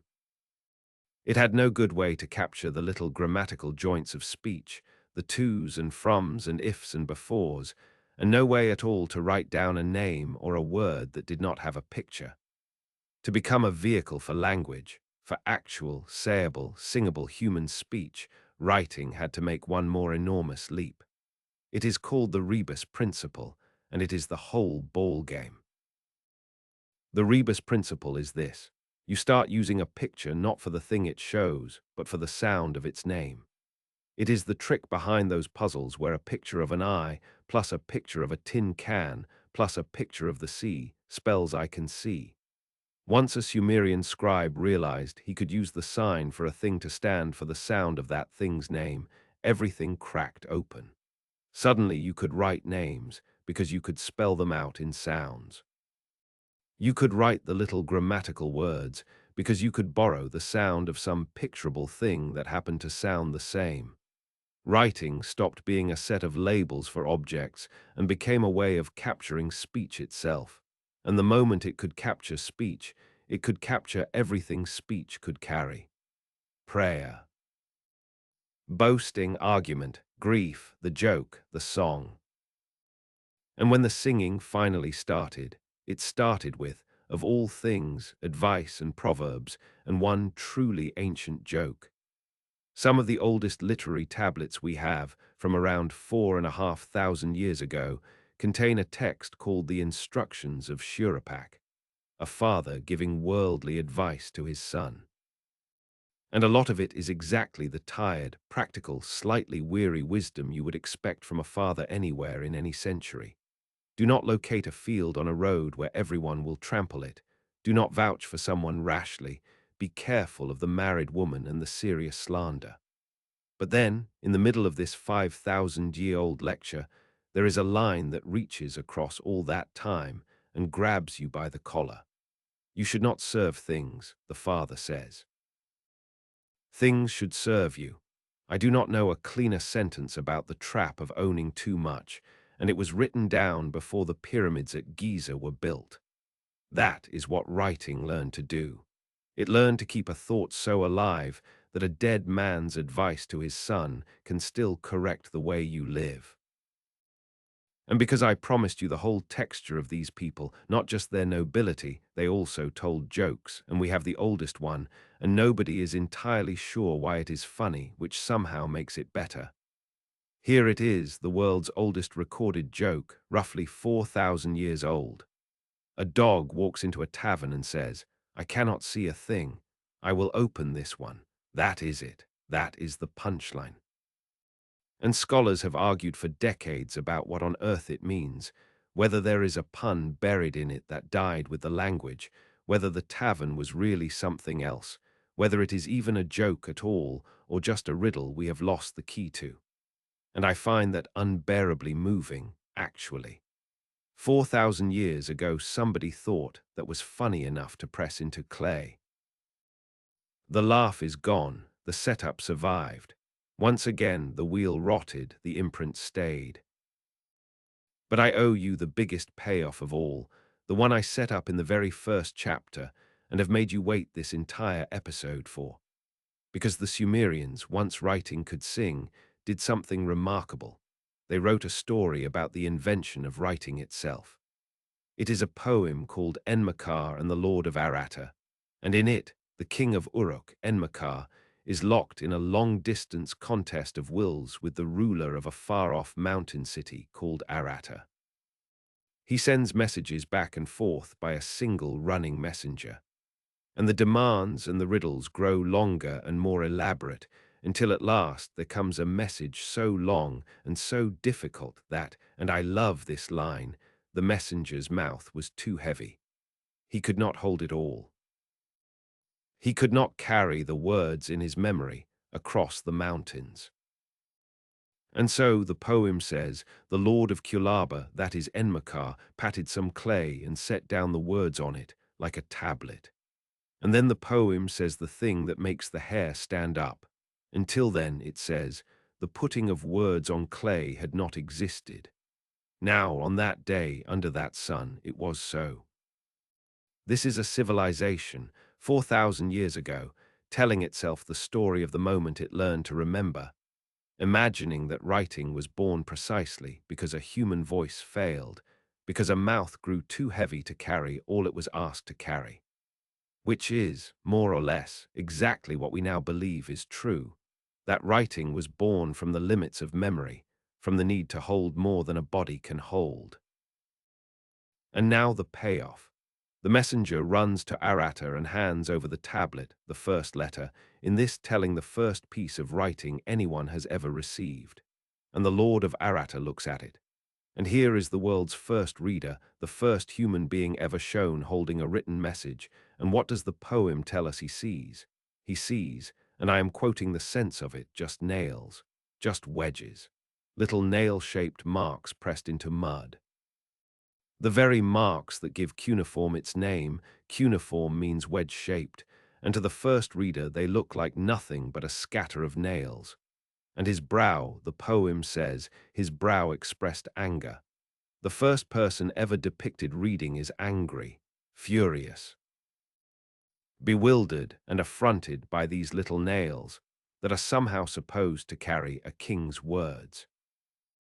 I have thought about that image more than almost anything else in this whole story, and I want to leave it with you because it is the hinge of everything. That furious lord, glaring at a fistful of wedges that make no sense to him, that is every single one of us, standing at the door of writing before we learn to read. And you walked through that door.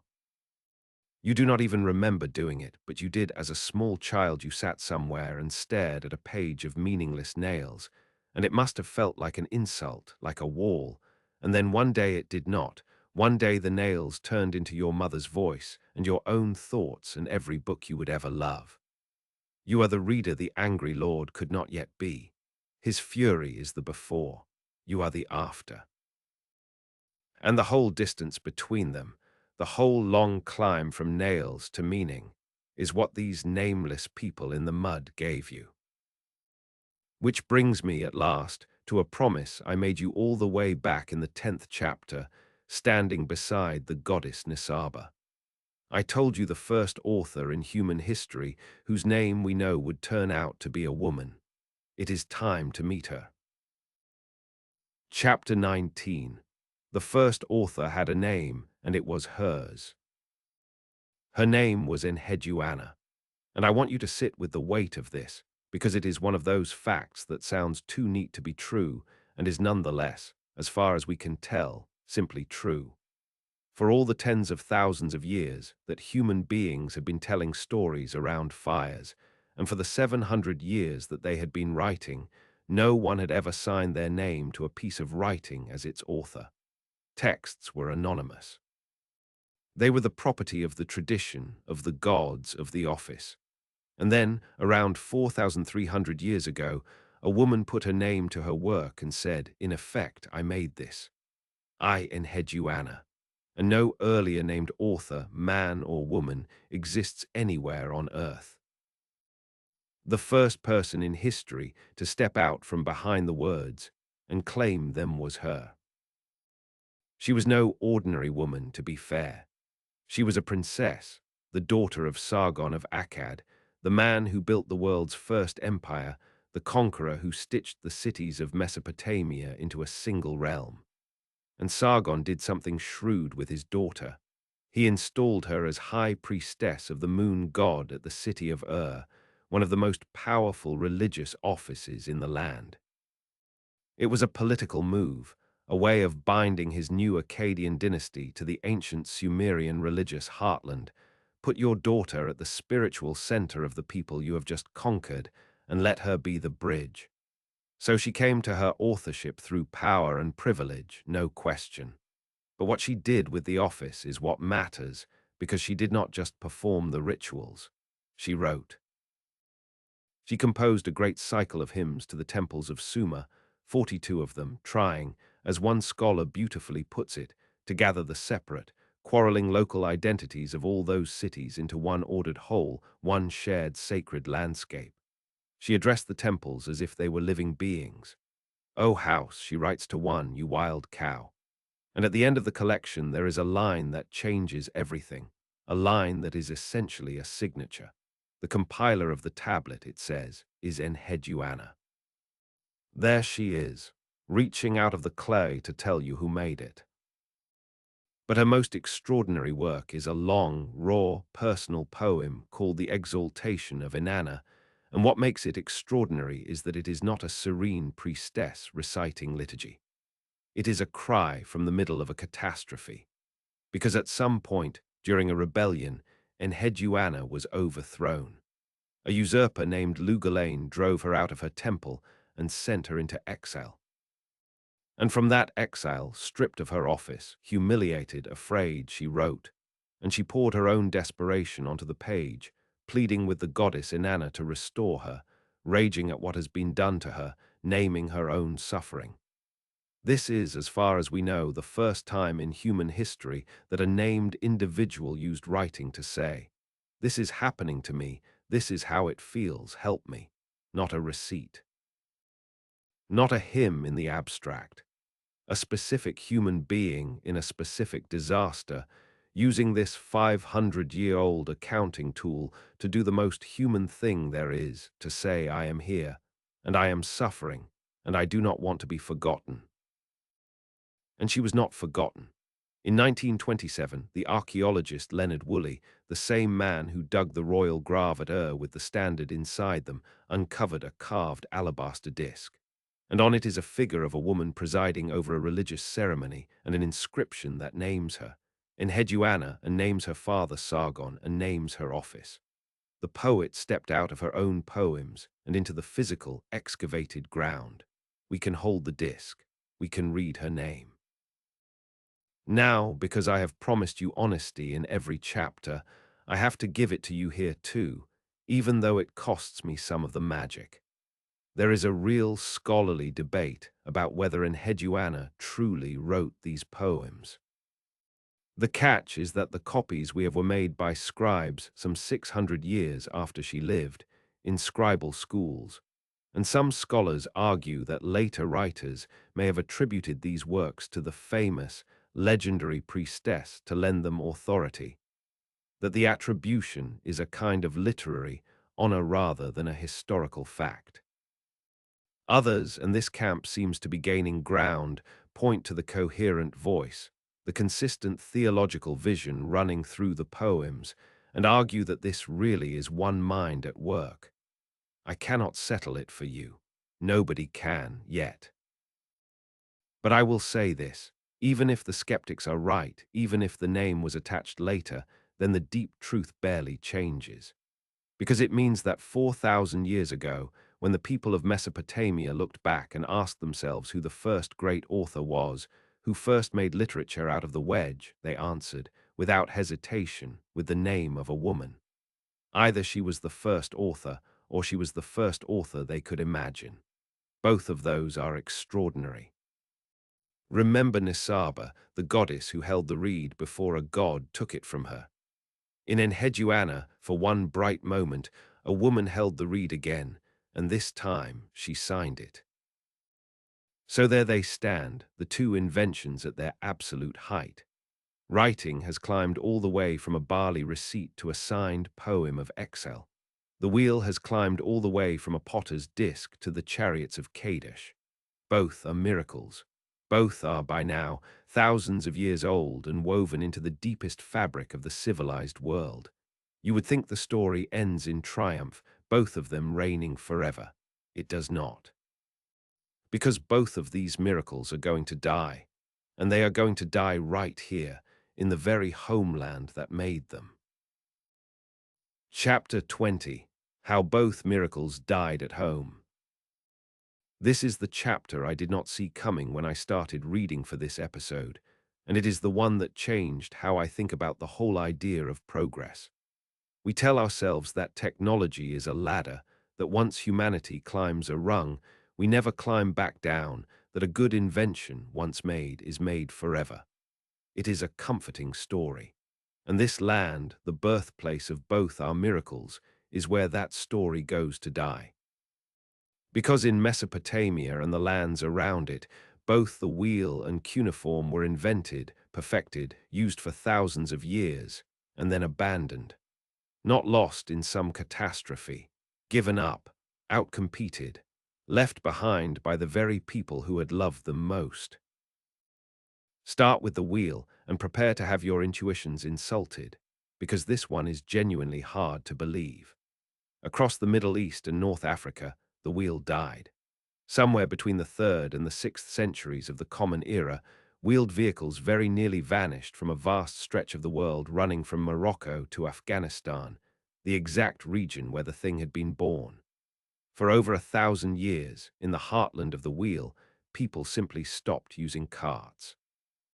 And what killed it was not war and not collapse. What killed it was the camel. The historian Richard Bulliet laid this out in a wonderful book called The Camel and the Wheel, and the argument is almost funny in how practical it is. Somebody, somewhere between roughly 500 and 100 years before the Common Era, perfected a particular kind of camel saddle, the North Arabian saddle, that let you load a camel properly and get real work out of it. And once you could do that, the camel was just on the merits, a better machine than a cart for that terrain. A single camel could carry something like 270 kilograms across open desert. It needed no road, no bridge, no axle grease, no wheelwright, no carpenter, no flat surface, no wood being scarce in a desert anyway. It fed itself on thorn scrub, carried its own water, and walked on broad, padded feet that gripped the sand where a wheel would only sink and grind. Why on earth would you maintain a fragile wooden cart and the whole expensive craft world required to keep it rolling, when a string of camels could carry more, go further, and cost less? So they didn't. The caliphates that ruled this region were fabulously wealthy and technically brilliant, and they built almost no paved roads because they had no need of them. The wheel did not fall. It was quietly, rationally retired. And it stayed retired in that part of the world for more than 1,000 years, until Europeans reintroduced it. The most famous invention in human history was fired from its own birthplace for being, frankly, not worth the trouble.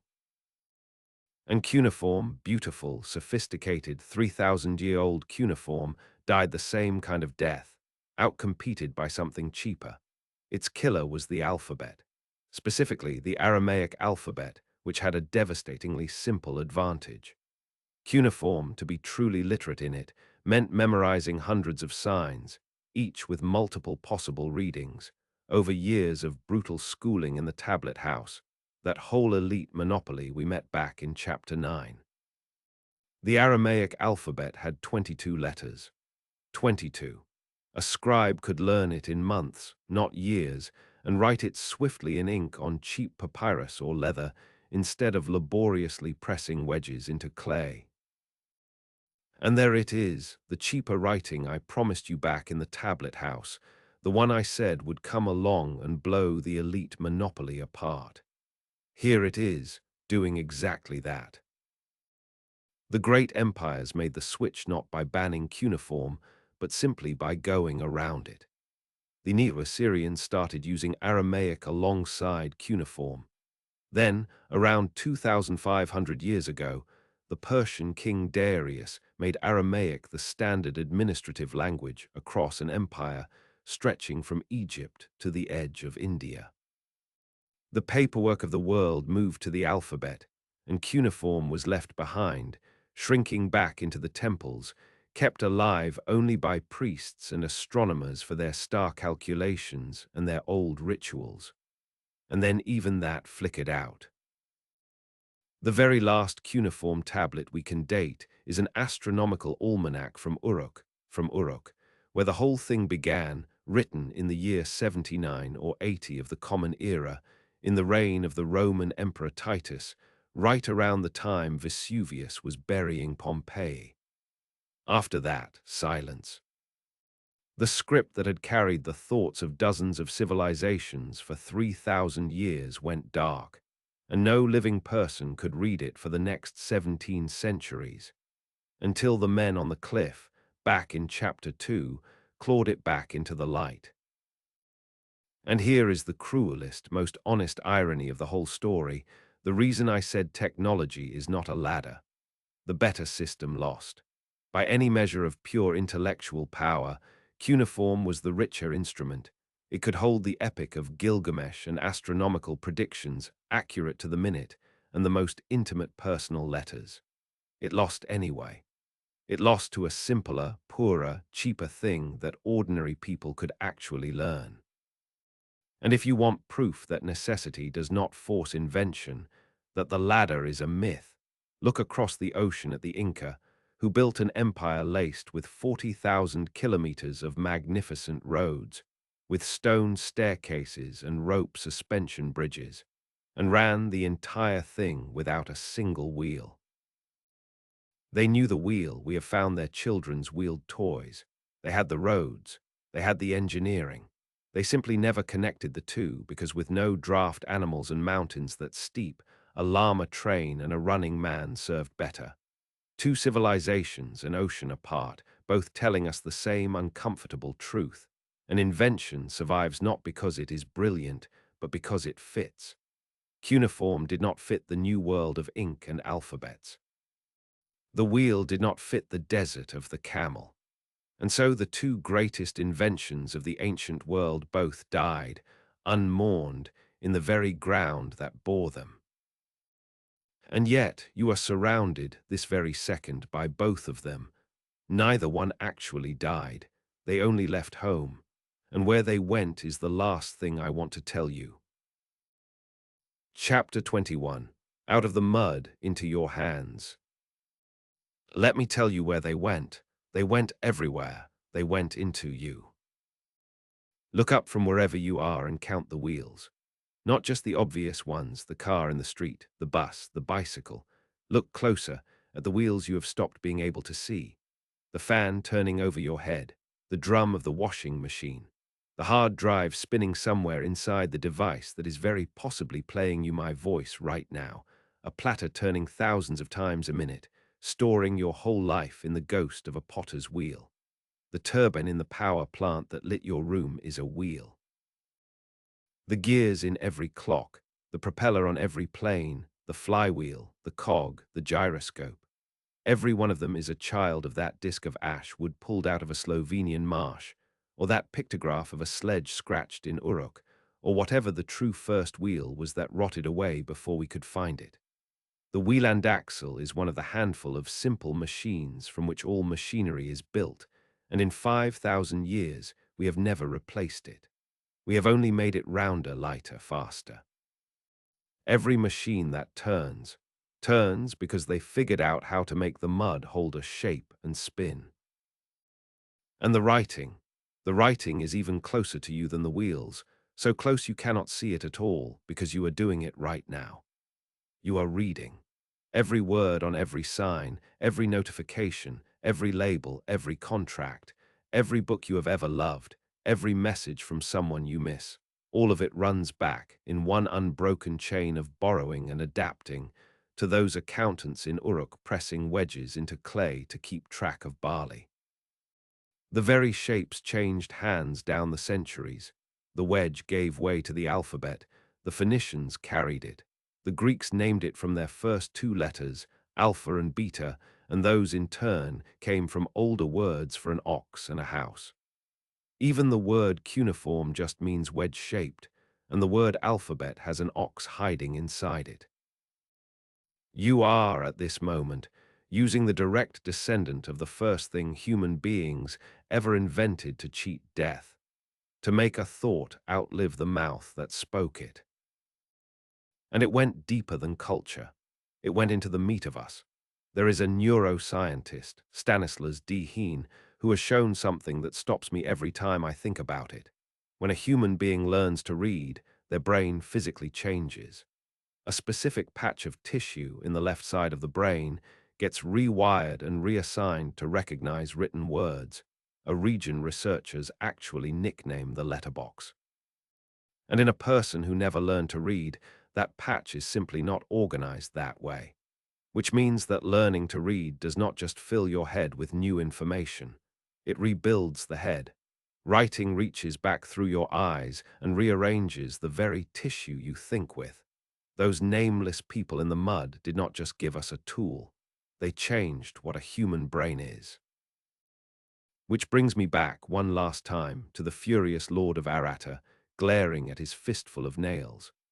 I told you at the very start of all this that you would never look at a receipt, or a wheel, or a letter the same way again, and I have tried to keep that promise. So here at the end is the thing I most want you to carry out of this. That angry, baffled first reader, holding marks he could not understand, he is the whole of humanity, standing at the threshold before. And you, reading this, understanding this, your letterbox lit up and humming, you are the after. You are the reader he could not yet be. The entire distance between his fury and your fluency was crossed for you in advance by people whose names you will never know. And that is the paradox I have been carrying since the first chapter, and I can finally set it down. These two inventions are the reason we can remember anyone at all. Because of them, we can say the name of Kushim the accountant, dead 5,000 years, and Enheduanna the priestess poet, and Enatum who boasted of his 3,600 dead, and Ramesses at Kadesh.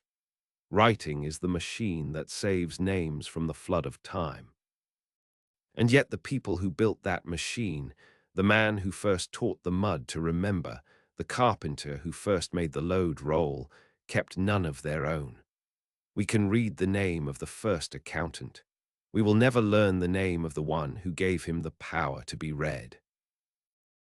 They handed us the gift of not being forgotten, and they walked back into the dark unremembered. That is not a tragedy to feel guilty about.